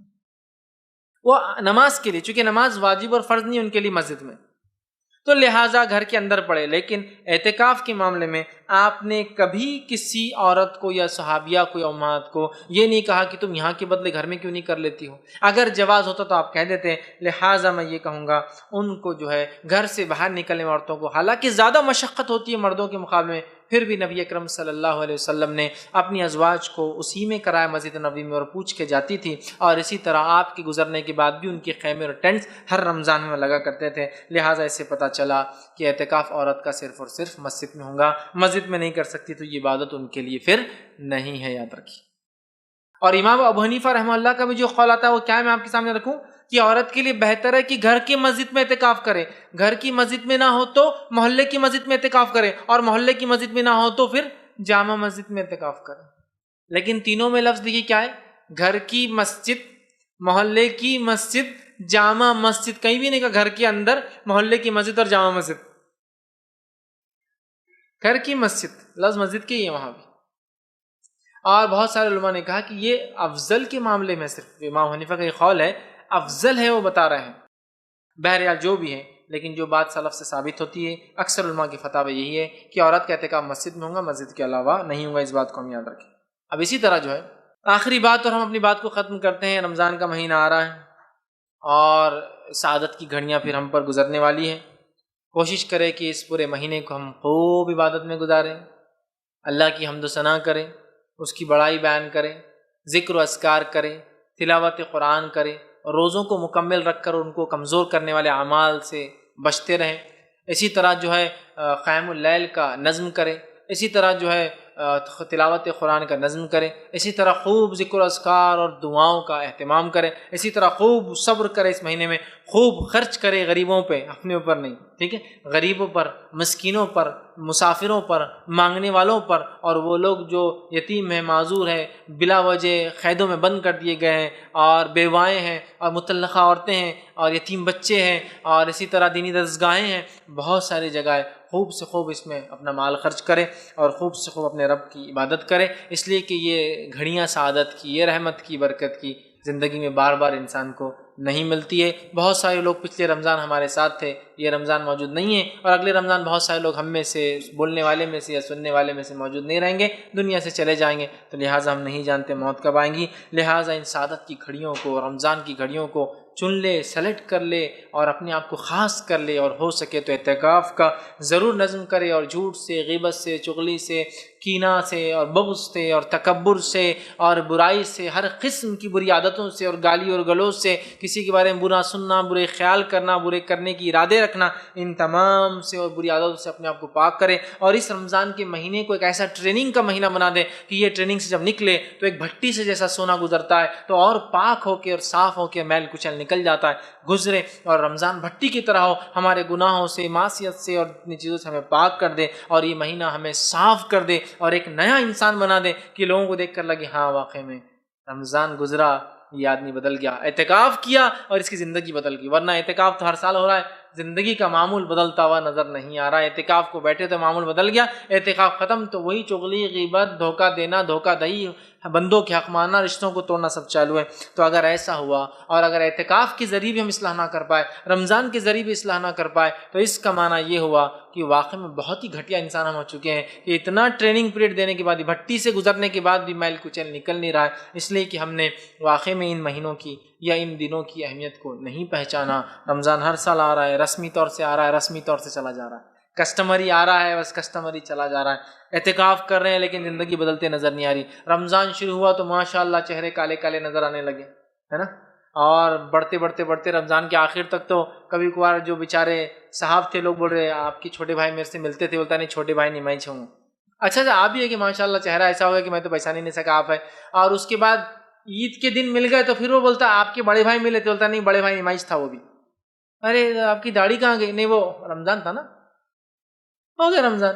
تو اگر رمضان آپ میں اتنی بھی تبدیلی نہ لا پائے کہ آپ نے ایک مہینے داڑھی رکھ کر کاٹ دی، تو میں نہیں سمجھتا اس رمضان کا کوئی فائدہ ہوا، اور ہم پھر نبی اکرم صلی اللہ علیہ وسلم بد دعا کے مستحق ہوئے، جو آپ نے بد دعا دی تھی اور کہا تھا لعنت و ہلاکت و خرابی و بربادی و ویل ہو جہنم اس شخص کے لیے جس کو رمضان ملے اور رمضان کے مہینے کو پا کر اپنی مغفرت نہ کروا سکے اللہ سے۔ کہاں مغفرت ہوں گی کہ رب کو راضی کیا۔ اور ایک بات یاد رکھیے، ہم جو ہے رب العالمین جس کو اللہ کہتے ہیں اس کی عبادت کرنے والے بندے ہیں، ہم رمضان کے رب کی عبادت نہیں کرتے ہیں، ہم اس رب کی عبادت کرتے ہیں جو رمضان کے علاوہ 12 مہینوں کا رب ہے۔ رمضان کے رب کی مہینے جو عبادت کرے، داڑھی واڑی سب نمازیں چالو، اور اس کے بعد پھر ایک چاند دکھا، جس کو میں ایک چاند دکھا تو دنیا ہی بدل گئی، اور ایک چاند دکھا تو پھر دنیا بدل گئی۔ ابھی چاند دکھیں گا ایک تو مسجدیں پورنے والی نہیں ہے، پھر ایک چاند دکھیں گا مہینے بھر کے بعد، پھر مسجدیں جو ہے دیکھ کر افسوس ہوئیں گے کہ یار کہاں گئے لوگ سب، مسجدیں بھی پکاریں گی کہاں گئے وہ لوگ، یا گمشدہ کی تلاش، کہاں گئے وہ لوگ، اتنا آتے تھے میرے اندر، بھر گئی تھی راستے بند کرنا پڑ رہے تھے، ہے نا۔ تو ایسا نہ ہو، ایک چاند دیکھے زندگی میں تبدیلی آئی تو یہ تبدیلی اگلے چاند تک چلیں گی، پھر رمضان آیا جو کمی تھی پھر ریچارج ہو گئے ہم، پھر اگلے رمضان تک، اور اس رمضان کچھ گناہ چھوڑ کے کچھ نیکیوں کو اختیار کیا، اگلے رمضان تک پھر کچھ گناہ چھوڑے پھر کچھ نیکیوں میں اضافہ کیا، اگلے تو ہر رمضان ہم کو اچھا اور ہائی گریڈ انسان بناتا جا رہا ہے، ایک ایمان کے درجوں میں بلند بلند بلند کرتا جا رہا ہے، نیکیوں میں بلند کر رہا ہے، اور گناہوں کے معاملے میں ہمیں پیچھے لاتا جا رہا ہے۔ لیکن ہر رمضان آ رہا، ٹریننگ تو ہو رہی، فائدہ کچھ نہیں ہو رہا۔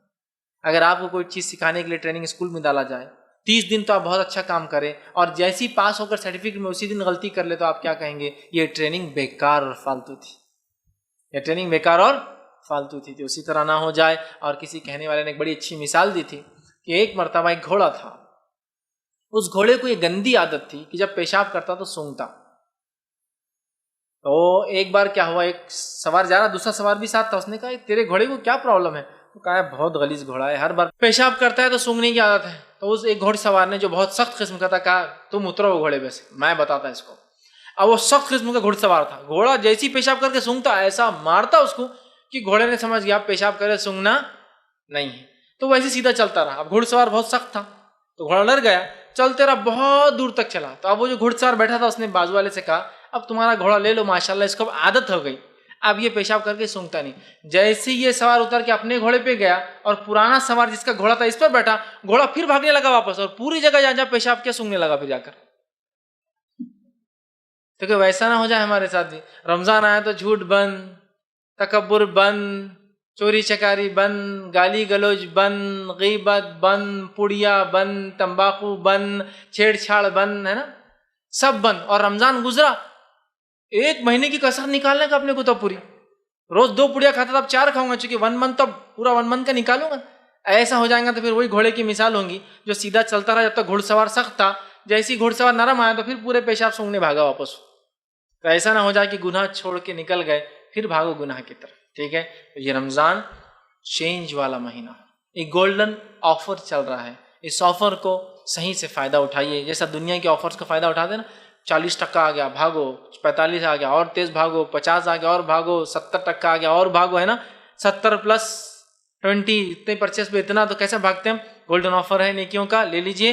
اور اعتکاف خاص طور سے اگر کر سکتے تو کریں، اور اس اعتکاف کو اپنے دل کو پاکیزہ بنانے، اپنے نفس کو پاکیزہ بنانے کا ذریعہ بنا دے، رب سے محبت، رب سے توبہ اور استغفار کا ذریعہ بنا دے۔ چونکہ بندہ اکیلے میں ہوتا ہے 10 دن، اکیلے میں ہوتا ہے 20 دن اعتکاف کے، تو اپنے رب سے وہ تعلق قائم کر سکتا ہے۔ اس لیے میں نے کہا نا، رب سے رغبت، تعلق قائم کرنا اور محبت اور توکل کا سب سے بہترین ذریعہ اعتکاف ہے۔ تو کوشش کریں اعتکاف میں بیٹھ کر اپنے رب سے جو کمزور تعلق ہمارا ہو گیا ہے، اس تعلق کو، اس جوڑ کو ہم مضبوط کریں، اور اپنے دین کو خوب سمجھے عمل کریں، اور پھر غیر رمضان بھی اس کی چھاپ اور اثر اگلے رمضان تک باقی رہے، اور سال در سال زندگی میں آنے والا ہر رمضان ہم میں کچھ نہ کچھ چینج لانے والا رمضان بن جائے۔ اسی پر میں اپنی بات کو ختم کروں گا۔ اللہ رب العزت سے دعا ہے کہ اللہ سبحانہ وتعالیٰ جو کچھ کہا سنا گیا اسے عمل کی توفیق عطا فرمائے، ہم تمام کو رمضان کا صحیح فائدہ اٹھانے کی توفیق عطا فرمائے، ہم سب کو اعتکاف کرنے کی توفیق عطا فرمائے، اور اعتکاف کا صحیح فائدہ اٹھانے کی توفیق عطا فرمائے۔ جب تک ہمیں زندہ رکھے، اسلام اور ایمان پر زندہ رکھے، خاتمہ ہمارا ایمان پر ہو۔ وآخر دعوانا الحمدللہ رب العالمین، سبحان ربک رب العزت عما یصفون، وسلام علی المرسلین، والحمدللہ رب العالمین۔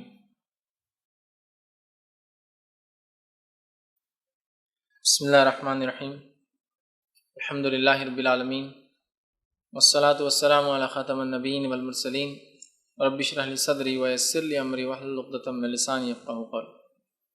السلام علیکم فیض بھائی. میرا سوال ہے جنرلی یہاں پر 3 دن اور 10 دن کا کنسیپٹ ہے, تو اس میں منیمم کتنا ہو سکتا, میکسیمم کتنا ہو سکتا, اور اس کے علاوہ مطلب دن کے کچھ گھنٹے ایسے ہوتے ہیں کہ جو ایون سنڈیز کو بھی موبائل رکھنا ہی پڑتا ہے, یوز کرنا ہی پڑتا ہے جاب کی وجہ سے, تو کیا اعتکاف میں یہ جائز ہوگا؟ بھائی نے سوال کیا کہ اعتکاف کے تعلق سے جو معروف اور مشہور ہے ہمارے علاقے میں وہ 3 دن اور 10 دن کا اعتکاف. تو دیکھیے اعتکاف کے لیے سنت موقعہ تو 10 دن ہے آخری اشرا, اس کے علاوہ سنت 20 دن بھی ہے رمضان میں. اس کے علاوہ حضرت عمر رضی اللہ عنہ کی وہ روایت میں ہم نے دیکھا کہ ایک رات کا اعتکاف کی آپ نے نظر مانگی تھی, اللہ کے رسول صلی اللہ علیہ وسلم نے کرنے کی اجازت دی, حکم دیا. تو پتہ چلا کہ اعتکاف کے لیے آپ 3 دن بھی کر سکتے 10 دن, لیکن اگر سنت موقعہ کہوں تو وہ 10 دن ہے.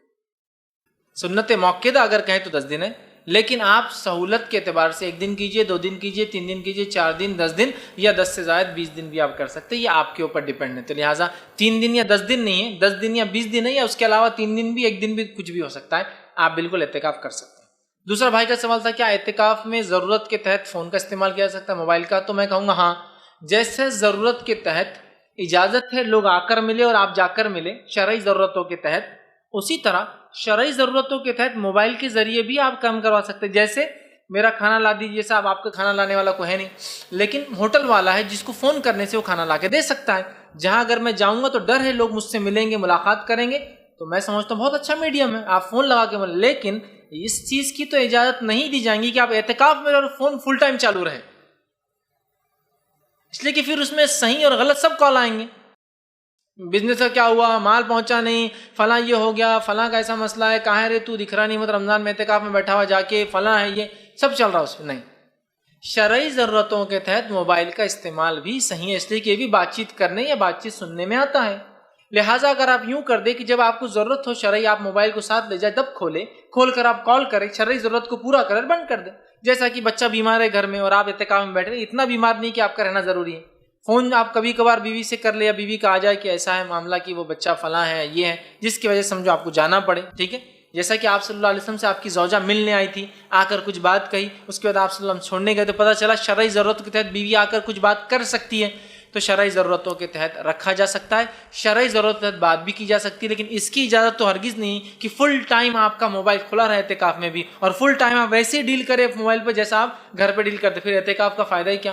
میں سمجھتا ہوں اعتکاف کا تو پھر سب سے بڑا ضائع کرنے کا ذریعہ موبائل ہی ہو جائیں گے. بات چیت کریں گے, پھر جب بات چیت چالو ہے تو پھر فیس بک بھی چالو رہیں گا, پھر واٹس ایپ بھی چالو ہے, پھر فلاں بھی ہے.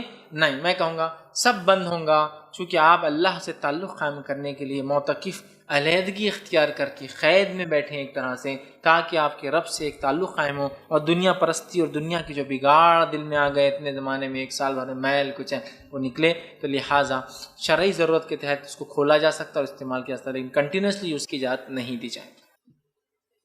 جی فیض بھی ایک طبقے کا یہ کہنا ہے کہ اگر مسجد سے محلے سے اگر کوئی مسجد میں اعتکاف میں نہ بیٹھے تو مسجد بد دعا دیتی ہے, تو یہ کہاں تک صحیح ہے؟ بھائی نے ایک سوال کیا کہ اعتکاف کے تعلق سے ایک بات معروف ہے کہ اگر محلے میں اگر اعتکاف میں مسجد میں کوئی نہ بیٹھے تو مسجد بد دعا دیتی ہے. ایسی کوئی صحیح سند سے کوئی روایت ثابت نہیں ہے.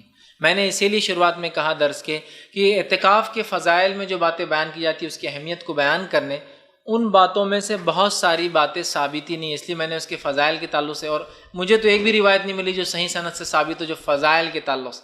تو ایک بات یہ بھی بیان کی جاتی ہے کہ مسجد بد دعا دیتی جس میں اعتکاف نہ کیا جائے, ایک بھی ایسی کوئی وہ بات نہیں ہے. اگر کچھ لوگ کرے تو ٹھیک, نہ بھی کرے تو ٹھیک, اس لیے کہ اعتکاف ایک نفلی عبادت ہے, اور نفلی عبادت پہ کوئی چیز بد دعا نہیں دے سکتی نہیں کرنے پر. جیسا نفلی عبادت کو نہ کرے تو مسجد کیوں بد دعا دیں گے؟ فرض عبادت کے لیے بول سکتے آپ کی جو ہے فرض عبادت جو نہ کرے تو فرشتے اللہ سب لعنت بھیجتے ایسے انسان, وہ ایک الگ چیز ہے. لیکن اعتکاف کوئی نہ کرے تو مسجد بد دعا دیتی, ایسی کوئی صحیح روایت ثابت نہیں.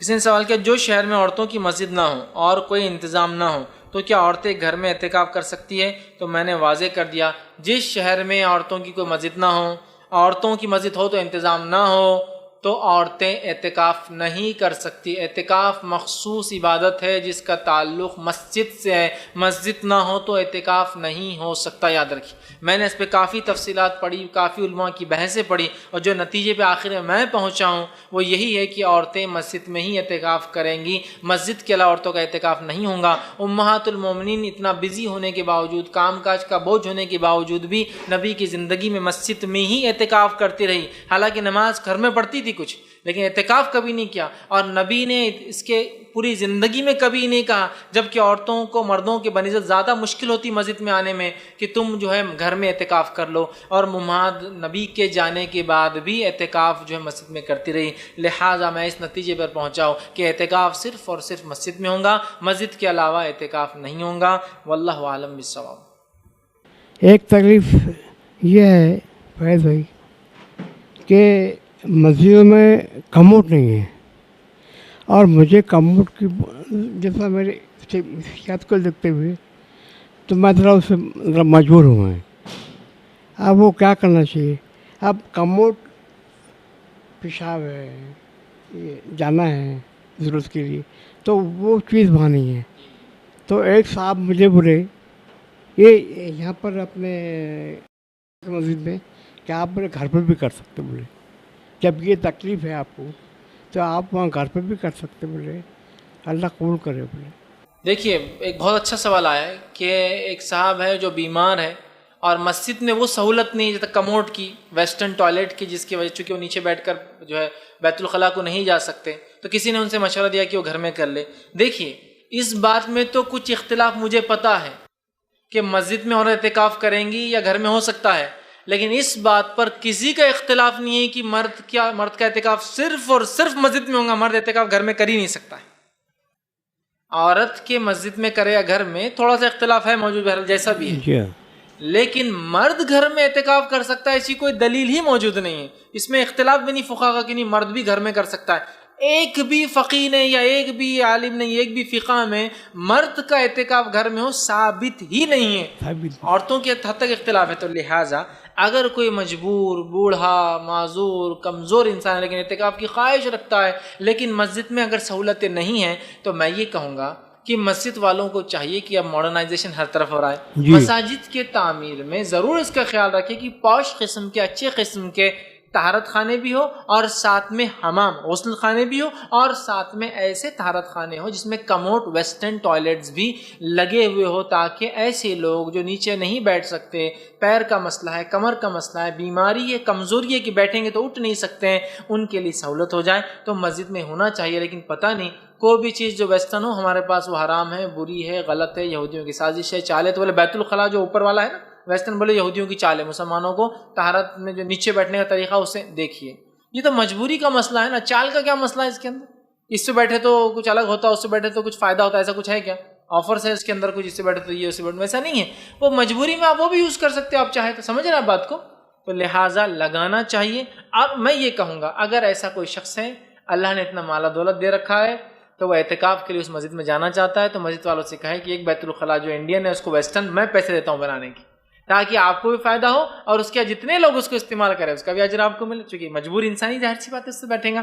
تو بہرحال انتظام ہونا چاہیے، نہ ہو تو آپ ریکویسٹ کر کے ان سے کروائیں، لیکن گھر میں اعتکاف کسی بھی صورت میں مرد کا یا عورت کا نہیں ہوگا۔ واللہ عالم بالصواب۔ السلام علیکم۔ ایک دن کا جو اعتکاف ہے وہ کب سے شروع ہوگا؟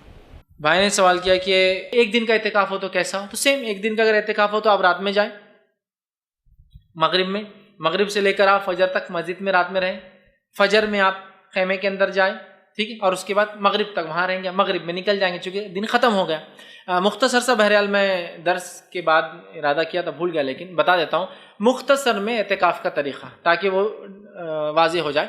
مختصر میں اعتکاف کا طریقہ یہ ہے کہ انسان نیت کریں گے اعتکاف کی، کسی کو الفاظ ثابت نہیں۔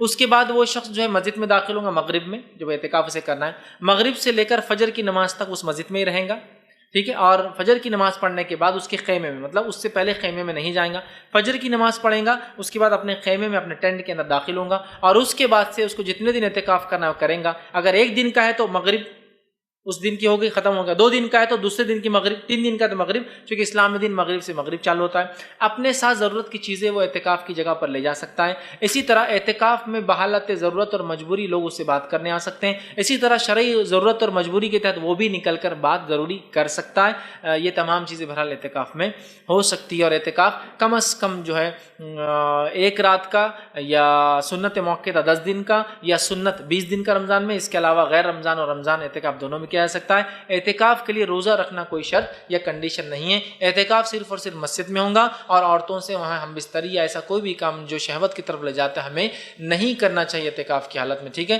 اور اعتکاف کے اندر بحالت مجبوری بات کیا جا سکتی ہے، کوشش کریں کہ اعتکاف ایسی مسجد میں کریں جہاں جمعہ کی نماز ہوتی ہے تاکہ آپ کو نکل کر دوسری مسجد میں جانے کی ضرورت نہ پڑے۔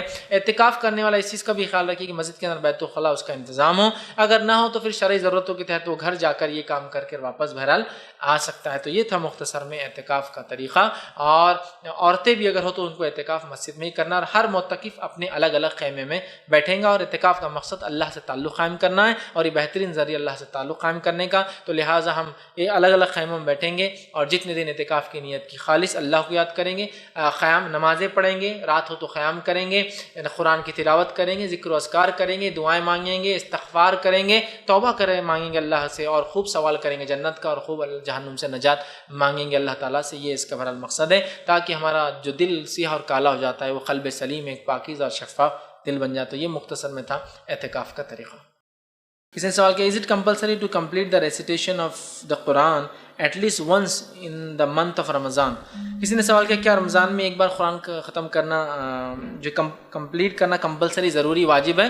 تو یاد رکھیے رمضان کے مہینے میں نبی اکرم صلی اللہ علیہ وسلم ایک قرآن ختم کرتے سنت ہے، جس سال آپ نے وفات پائی اس سال آپ نے 2 بار قرآن ختم کیا، ٹھیک ہے؟ تو لہٰذا قرآن کم از کم ایک قرآن، زیادہ سے زیادہ ایک سے زیادہ آپ 2 قرآن بھی ختم کر سکتے ہیں رمضان میں، اس سے زیادہ بھی آپ چاہیں تو کر سکتے ہیں، مسئلہ نہیں ہے، لیکن کمپلسری اور ضروری نہیں ہے، مستحب اور سنت ہے، ریکمینڈڈ ہے کہ آپ ضرور کرنے کی کوشش کریں، لیکن واجب اور فرض نہیں ہے، اور کوشش کریں کہ اس کو قیام میں راتوں کی نماز میں کمپلیٹ کریں، نہ ہو سکے تو بہرحال پھر تلاوت کی شکل میں بھی آپ ختم کر سکتے ہیں۔ اس سے ڈر سے اعتکاف میں نہیں بیٹھتے کہ وہ جنوں کا جیسا ان کی ایک پرٹیکولر عبادت کی جگہ ہوتی ہے، وہاں آئے تو وہ پھینک دیتے، ایسا کرتے، یہ ایک ڈر ہے۔ اور کچھ لوگوں کا ایسا ڈر ہے کہ ایک ٹائم پہ تہجد، سمجھ لو آج صبح میں 4 بجے تہجد پڑھے، کنٹینیو ٹائم پہ کنٹینیو پڑھتے رہے تو اس کا لاس ہوتا ہے۔ ایون یہاں تک بولتے اگر کوئی پریگننٹ عورت کنٹینیو سمجھ لو پرٹیکولر ٹائم پر ہی تہجد پڑھے تو اس کا بچہ نارمل نہیں ہوتا ہے، تو اس پہ تھوڑی روشنی ڈالیں۔ بھائی نے ایک سوال کیا کہ بہت سارے لوگ انٹیریئرس میں گاؤں وغیرہ میں اس لیے اعتکاف نہیں کرتے کہ وہ بولتے کہ مسجد میں جنوں کی مخصوص جگہ ہوتی ہے، اعتکاف کرنے والا کا اس جگہ بڑھ جائے تو جن اس کو اٹھا کر پھینک دیں گے، یا پھر یہ بھی وہ بیان کرتے کہ تہجد تو کوئی مخصوص وقت پہ رات میں نہ پڑھے، اگر ایسا کوئی کنٹینیوسلی کرا تو جن تکلیف دے سکتے ہیں، اور حاملہ عورت ہو تو حمل کو ضائع بھی کر سکتے ہیں۔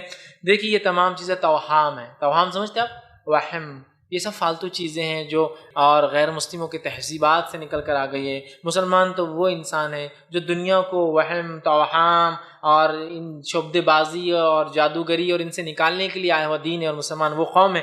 افسوس کی بات ہم سب اس میں پھنس گئے۔ تو رات جنوں کی کوئی مسجد میں مخصوص جگہ نہیں ہوتی نماز کی۔ سب سے پہلی بات تو جنوں کے لیے وہ مسجد ہے ہی نہیں جو مسجد ہمارے لیے بنائے گی۔ اگر وہ اس مسجد میں آ کے نماز پڑھتے ہیں تو ان کا کام ہے کہ وہ الگ سے اور علیحدگی سے پڑھے، نہ کہ مسجد میں انسانوں کو اور مسلمانوں کو تکلیف دے۔ یہ بات یاد رکھیے۔ تو لہٰذا ایسا کوئی واقعہ میرے سامنے نہیں ہے کہ جنہوں نے واقعے میں آ کر کسی کو تکلیف پہنچائی مسجد میں، اور یہ چیز سے ڈر کر کے اعتکاف میں بیٹھیں گے تو جن تکلیف دیں گے، ایسا میں سمجھتا ہوں یہ پریکٹیکلی کہیں دیکھا نہیں گیا، سوائے اس کی کہ آپ کسی خاص نیت سے بیٹھ کر کچھ کرے اور جن آ کے پھر پھٹکا دے آپ کو، چاہے مسجد ہو پھر چاہے غیر مسجد ہو، جس میں آپ کی کوئی مقاصد نہیں ہو۔ رہا معاملہ ہے کہ رات میں تہجد پڑھنا اور خاص وقت پہ عورت کا تہجد ہمیشہ پڑھنا، اس سے اس کا حمل ضائع ہو سکتا ہے یا جن اس پر فلائیں، یہ ساری چیزیں فالتو باتیں ہیں، اس کی کوئی حقیقت نہیں۔ جب بندہ اپنے رب کو یاد کر رہا ہے تو جن اور شیاطین اس کو کیسے تکلیف دے سکتے ہیں؟ اللہ کا ذکر کرنے سے تو پہاڑ ختم ہو جاتے، تو اس کی جن کی کیا اوقات کیا آپ کو تکلیف دے؟ سمجھ رہا؟ یہ سب توہام ہے، وہم ہے، اور اللہ رحم کرے بہت ساری باتوں سے لوگ رک جاتے ہیں۔ معلوم ہے آپ کو، نہاتے قرآن نہیں پڑھنا جن عاشق ہو جاتا، عورتوں کو خاص طور سے بولتے ہیں نہاتے قرآن عاشق، مطلب کیا ہے مجھے سمجھ میں نہیں آ رہا ہے۔ مطلب عبادتوں کو بھی ہے، ایک مخصوص جگہ پہ 40 دن تک نماز پڑھے تو وہ ایک جن عاشق ہو جاتا یا حاوی ہو جاتا، تو 40 دن کے اندر جانماز کی جگہ بدلنا کمپلسری ہے۔ یہ سب باتیں دیکھیے، یہ بات تو طے ہے کہ قرآن کے بھی غلط پڑھنے سے اور غلط نیت سے پڑھنے سے جن اور شیاطین حاوی ہو سکتے ہیں، اور وہ جو بولتے ہیں نا موکل قبضے میں، جو کہ حالانکہ یہ اس کی قبضے میں جاتا لیکن قبضے میں لیا جا سکتا جو بولتا ہے نا وہ ہو سکتا ہے، لیکن یہ کتاب و سنت کا غلط استعمال ہے۔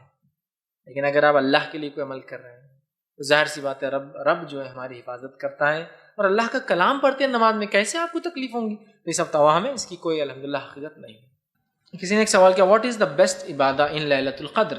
لیلۃ القدر میں سب سے اچھی عبادت کیا ہوں گی؟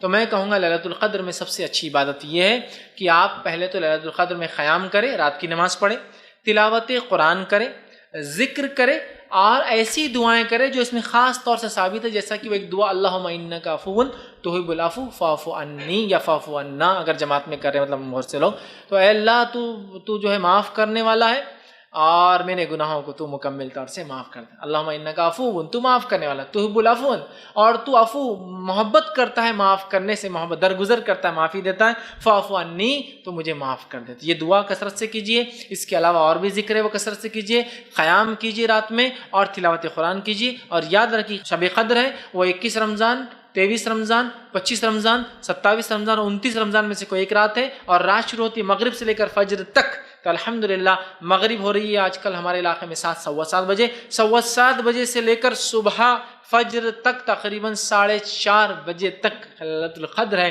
اس قدر کا فائدہ ہے کہ 1000 مہینوں سے افضل ہے، تو لہٰذا قیام کیجئے۔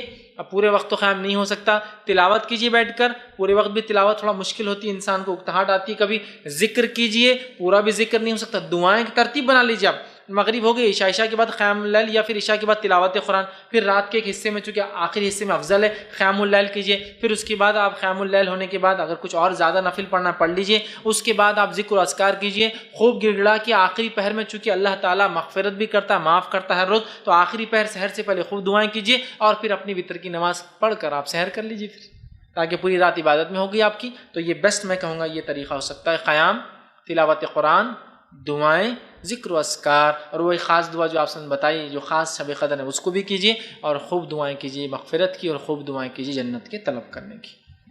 جی السلام علیکم شیخ، ہمارا سوال یہ ہے کہ بعض لوگ جو ہے تو 10 دن تک تراویح پڑھتے ہیں، یعنی کہ روز 3 پارے پڑھتے ہیں تراویح کے اندر، اور 10 دن کے اندر پورا قرآن مکمل کر لیتے ہیں، تو یہ کیا ہے درست ہے کہ اللہ کے پاس ایک قابل قبول ہے؟ اور انہوں کو کچھ کہا جاتا ہے کہ یہ ٹھیک نہیں ہے کہ اللہ کے رسول سے ایسا تو کوئی ثابت نہیں ہے، تو کہتے ہیں کہ ہمارے کاروبار کا مسئلہ ہے، تو پھر کہتے ہیں۔ میں نے ایک اچھا سوال کیا کہ بہت سارے لوگ 3 پارے کر کے روز پڑھتے ہیں اور 10 دن میں تراویح ختم کر دیتے ہیں۔ دیکھیے میں ایک بات بتا دوں، تراویح کا پورے رمضان پڑھنا ایک الگ سنت، اور قرآن کا ختم کرنا ایک الگ سنت ہے۔ اب ہم دونوں کو ملانا چاہتے ہیں، تو اس میں گڑبڑ کیا ہوتی ہے؟ پہلے کچھ لوگ تراویح کو 1 مہینہ پڑھتے ہیں اور پورا قرآن ختم کرتے ہیں، اگر نہیں ہوا تو سمجھتے ہیں رمضان بیکار ہو گئے، اور کچھ لوگ ایک قرآن ختم کر تراویح کو چھوڑ دیتے، بولتے 10 دن پڑھ لو اور تراویح ختم کر دو، دونوں غلط ہیں۔ میں کہوں گا رمضان میں قیام کی فضیلت یہ آپ صلی اللہ علیہ وسلم نے فرمایا، جس نے رمضان میں قیام کیا، راتوں کی نماز پڑھی ایمان اور احتساب کے ساتھ، اس نیت سے کہ اللہ میرے گناہ معاف کرے گا، غفر لہ ما تقدمت من ذنبک، اللہ پچھلے پورے گناہ معاف کر دیتا ہے۔ یہ رمضان کی قیام کی فضیلت ہے۔ یہ نہیں کہا من قام مطلب جو رمضان کے پہلے عشرے میں قیام کرے، پورے رمضان قیام کرے اس نیت سے، کیا نیت سے؟ کہ میں اللہ کو خالص راضی کرنے کے لیے پڑھ رہا ہوں، ایمان کے ساتھ اور احتساب، اللہ مجھے بدلہ ملے گا اس کا، اچھا مجھے مغفرت چاہیے تو اس سے، تو اللہ پورے گناہ معاف کر دیتا ہے۔ تو لہٰذا پورے رمضان پڑھنا ہی 10 دن کا نہیں ہے۔ لیکن اگر کوئی کہے کہ چونکہ تراویح یہ فرض نہیں ہے، واجب نہیں ہے، سنت ہے، تو اگر میں تراویح پڑھ ہی نہیں سکتا ہوں یا صرف 10 دن پڑھ سکتا ہوں تو کیا کروں، اور پورا قرآن بھی ختم کرنا چاہتا ہوں، تو ہاں اگر کوئی شخص پوری نہیں پڑھ سکتا اور 10 دن پڑھنا چاہتا ہے، یہ غلط فہمی یہاں دور کرتا ہوں۔ بہت سے لوگ یہ سمجھتے ہیں جس نے تراویح نہیں پڑھی اس کا روزہ بھی نہیں ہوتا، ایسا بالکل نہیں۔ تراویح ایک الگ عبادت، روزہ ایک الگ عبادت، اور تراویح ویسے بھی چھوڑنے سے تراویح کوئی انسان گناہگار نہیں ہوتا۔ کیوں؟ اس لیے کہ تراویح یہ فرض اور واجب نہیں ہے، یہ سنت ہے، سنت موقعہ آپ کہیے، آپ ہمیشہ پڑھتے تھے، لیکن یہ واجب نہیں، اس کے چھوڑنے سے گناہگار نہیں ہوتا انسان، لیکن پڑھنے سے ثواب کا مستحق ہوتا ہے۔ کتنے بڑے ثواب، غفر لہ، پورے پچھلے گناہ معاف ہو جاتے ہیں۔ ٹھیک ہے، تو لہٰذا نہیں کر سکتا ہوں اور میں 3 پارے پڑھ کے چاہتا ہوں قرآن ختم کر دوں، یا میرے علاقے میں 3 ہی پارے پڑھتے ہیں لوگ، اس کے علاوہ ہوتی نہیں، 3 مطلب 3 بار ہوتا ہے، لیکن تینوں میں 3 پارے پڑھتے ہیں، مطلب پہلے 10 دن 3 پارے چلتے، پھر رات کے 10 دن پھر رات، تو میں کیا کروں؟ تو میں کہوں گا پڑھ لیجئے، لیکن پھر وہ 3 پاروں کا حق ادا کرتے ہوئے، وَرَتِّلِ الْقُرْآنَ تَرْتِيلًا، قرآن میں اللہ نے کہا قرآن کو ترتیل کے ساتھ ٹھہر کر رک کر پڑھو، تو لہٰذا اگر وہ 3 پارے ترتیل میں ہو رہے ہیں جیسے کہ قرآن پڑھنے کا حق ہے، تو پھر پڑھنے میں کوئی حرج نہیں ہے۔ سمجھ رہے بات کو میں کیا کہنا چاہ رہا ہوں؟ ورنہ ہمارے پاس 3 پارے بولے تو کیسا ہوتا ہے، 1 پارا بھی 1 گھنٹے میں، اور 3 پارے بھی 1 گھنٹے میں، اور 4 پارے بھی 1 گھنٹے میں، اور 5 پارے بھی 1 گھنٹے میں، اور اللہ رحم کرے 6 پارے بھی 1 گھنٹے میں ہمارے پاس۔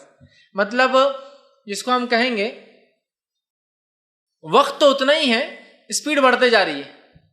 مطلب کوئی ٹرین 1 گھنٹے میں 100 کلومیٹر چل رہی، کوئی 1 گھنٹے میں 200، کوئی 1 گھنٹے میں 300، کوئی 1 گھنٹے میں 400، مطلب وہ نہیں بدل رہا۔ اب اندازہ لگائیے 6 پارے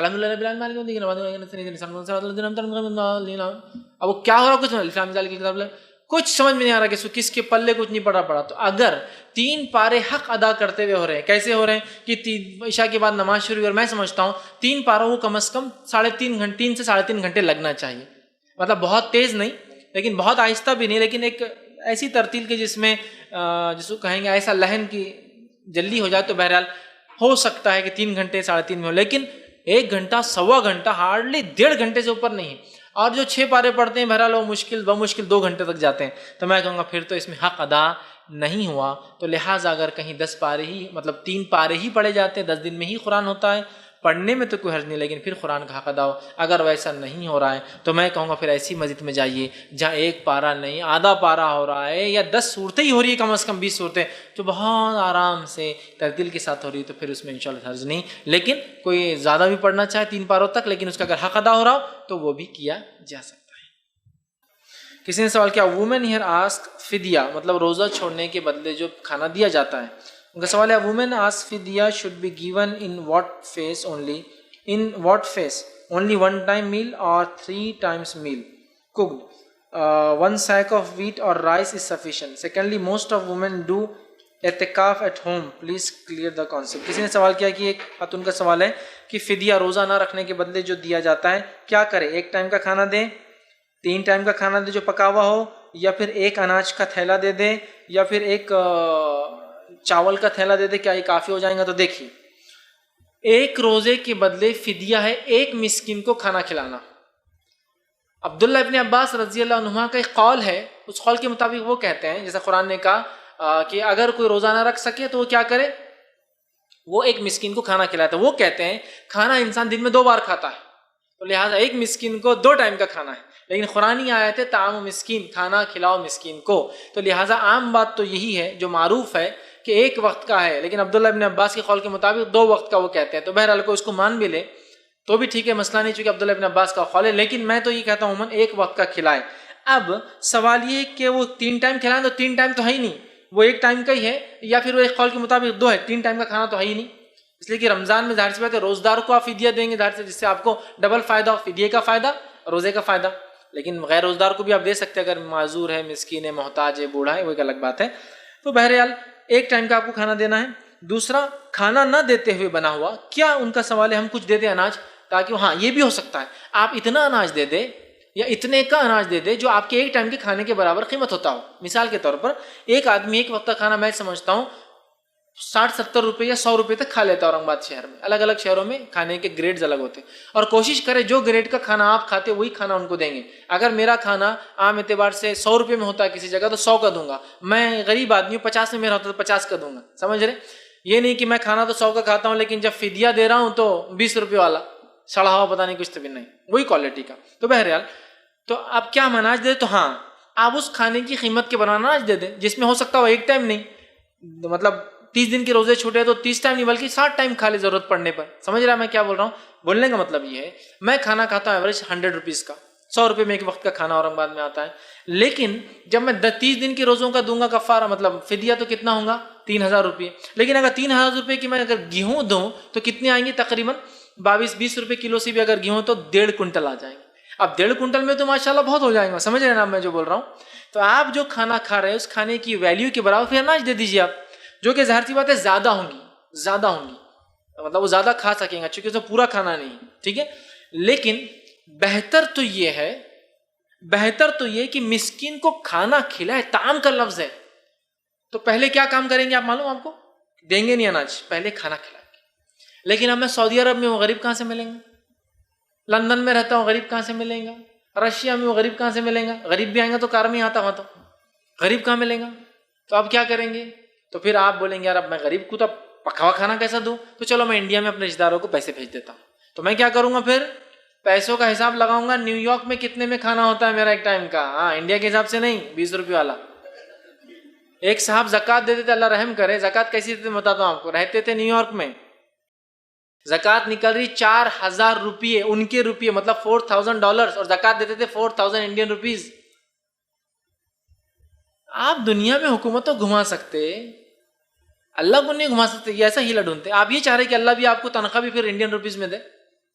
$4,000 بولے میرے زکوٰۃ ہوتی, پیسہ تو پیسہ ہے بولے.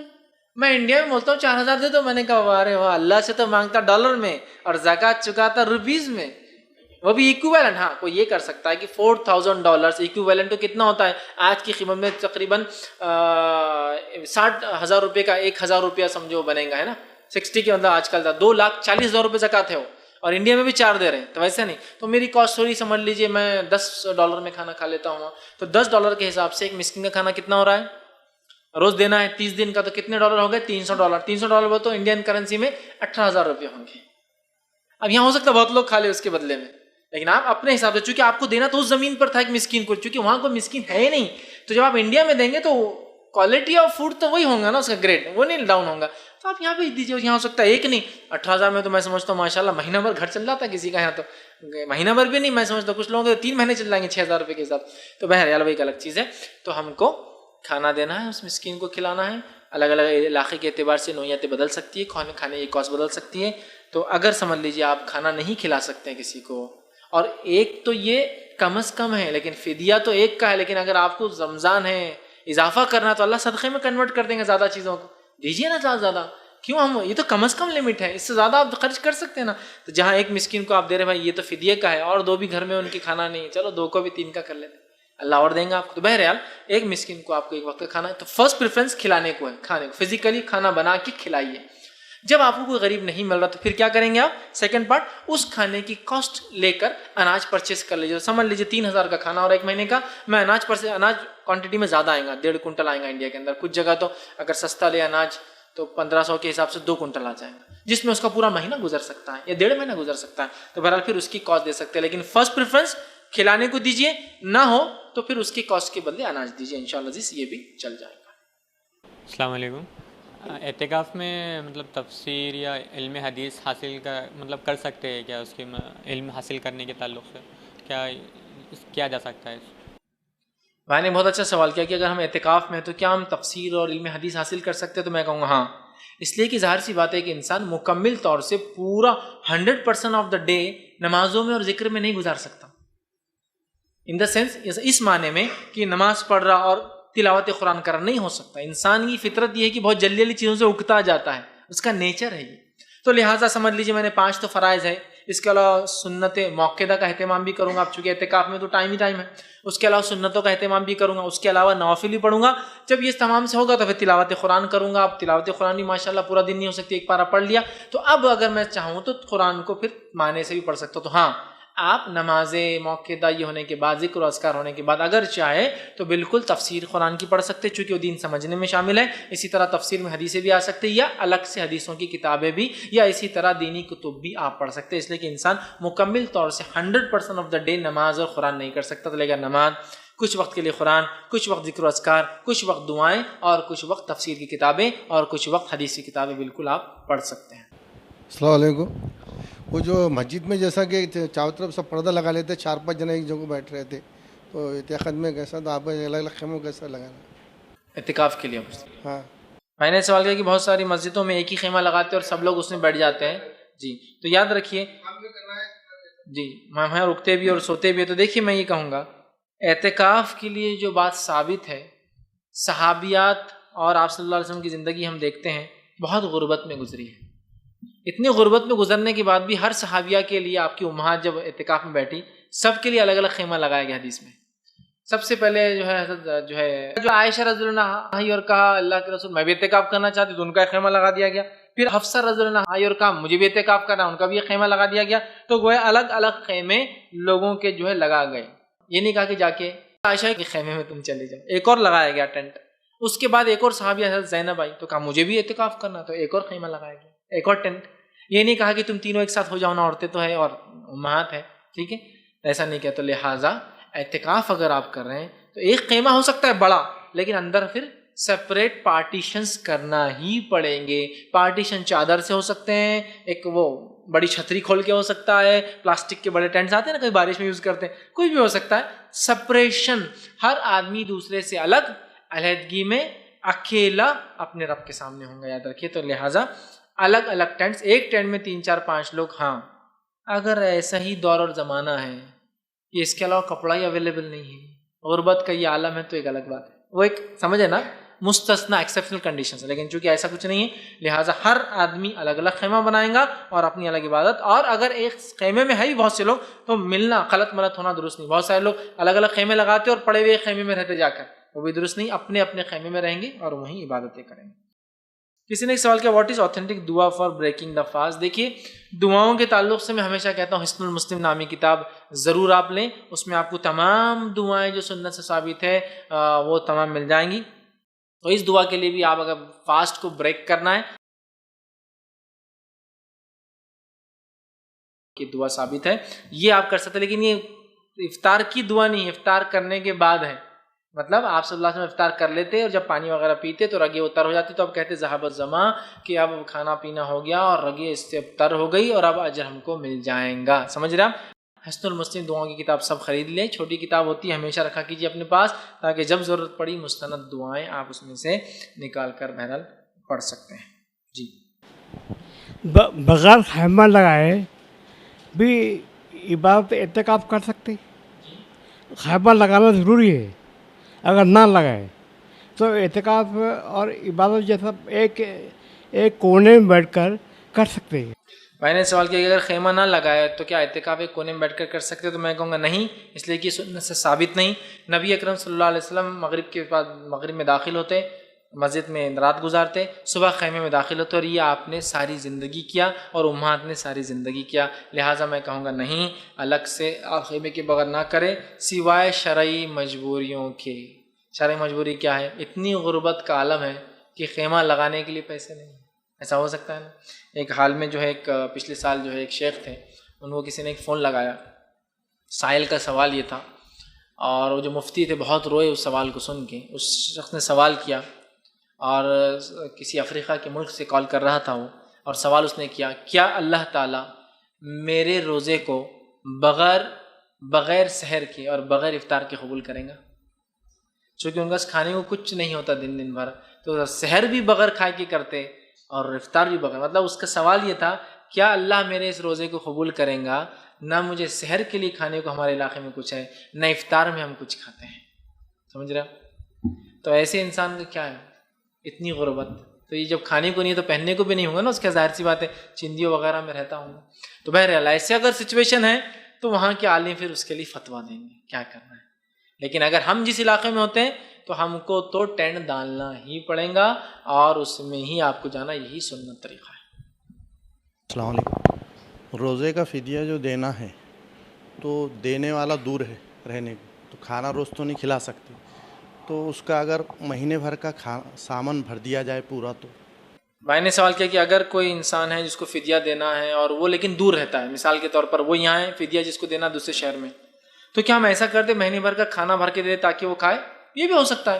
مثال کے طور پہ آپ کسی کو فدیہ دینا چاہ رہے ہیں لیکن وہ دور ہے اور آپ کا رشتہ دار ہے، جان پہچان والا ہے، زیادہ مستحق ہے، آپ چاہتے ہیں کہ وہاں بھیجوں لیکن وہاں آپ جا نہیں سکتے، روز دے نہیں سکتے، تو آپ کھانے کی سامگری، کھانے کا وہ سامان جس میں کھانے کا، اور خاص طور سے یاد رکھیے چاول گیہوں وہ چیزیں ہوں جو غذائیت بنتی ہو. جیسا آپ دالیں دیں گے تو غذائیت، دال تو کسی غذا کے ساتھ کھانے والی چیز ہے، وہ ایکچوئل غذا نہیں ہوتی ہے. غذائیت چاول، غذائیت ہوتی ہے ہمارے علاقوں میں گیہوں، باجرہ، جواری، مکہ. الگ الگ علاقوں میں آسمان کے زمانے میں غذائیت ہوتی تھی کھجور. عرب کھجور کھا کے بھی پیٹ بھرتے تھے اپنا، کھجور اور دودھ. ہمارے پاس کھجور اور دودھ بولے تو آدمی بیمار ہو جائے گا، پیٹ خراب ہو جاتا ہے. ٹھیک، تو پنیر، منقع، یہ سب غذائیت، تو غذائیت کھانے کی چیزیں. تو ہاں بالکل آپ اگر سمجھ لیجیے وہ آدمی دور ہے جس کو دینا ہے، آپ ایسا بھی کر سکتے کہ اس کو سامان دلا دیں. کیش مت دیجیے لیکن فدیے کے بدلے، ورنہ لوگ کپڑے خرید لیتے اور کیا کرتے نہیں. کیش نہیں، طعام کھانے کا لفظ ہے تو کھانا ہی، اس لیے میں نے کہا کھانا نہیں تو پھر دینا ہے. فرسٹ فیز تو کھلانا ہے، لیکن آپ کا سوال ہے کھلا نہیں سکتے، روز نہیں بنا سکتے، وہ آدمی دور ہے، واقعی مستحق ہے، تو آپ بھیج دیجیے. ایسا بہت سارے مسلم ممالک ہے جہاں کھانے کچھ نہیں ہے، بہت سارے مسلم امیر ممالک ہے وہ بھیجتے ہیں وہاں، تو کیا جا سکتا ہے تاکہ ان کی مدد ہو. تو آپ اس کو بھیج دیں، طے کرے کہ وہ چیز ملے اس کو، کھانے کی چیزیں، ورنہ وہ کچھ بھی لے نہ لے، ورنہ پھر وہ فدیہ ادا نہیں ہوگا. تو طے کرے، ہاں وہ دھوکہ دے آپ کو جھوٹ بول کے الگ بات ہے، طے کرے کہ کھانے کی چیز لے، اور اگر وہ کھاتا ہے 1 مہینہ کوئی حرج نہیں، انشاءاللہ ایسا بھی کیا جا سکتا ہے. ٹھیک، اسی پر اپنی ہم بات کو ختم کریں گے. وآخر دعوانا الحمدللہ رب العالمین. سبحان ربک رب العزۃ عما یصفون وسلام علی المرسلین والحمد للہ رب العالمین.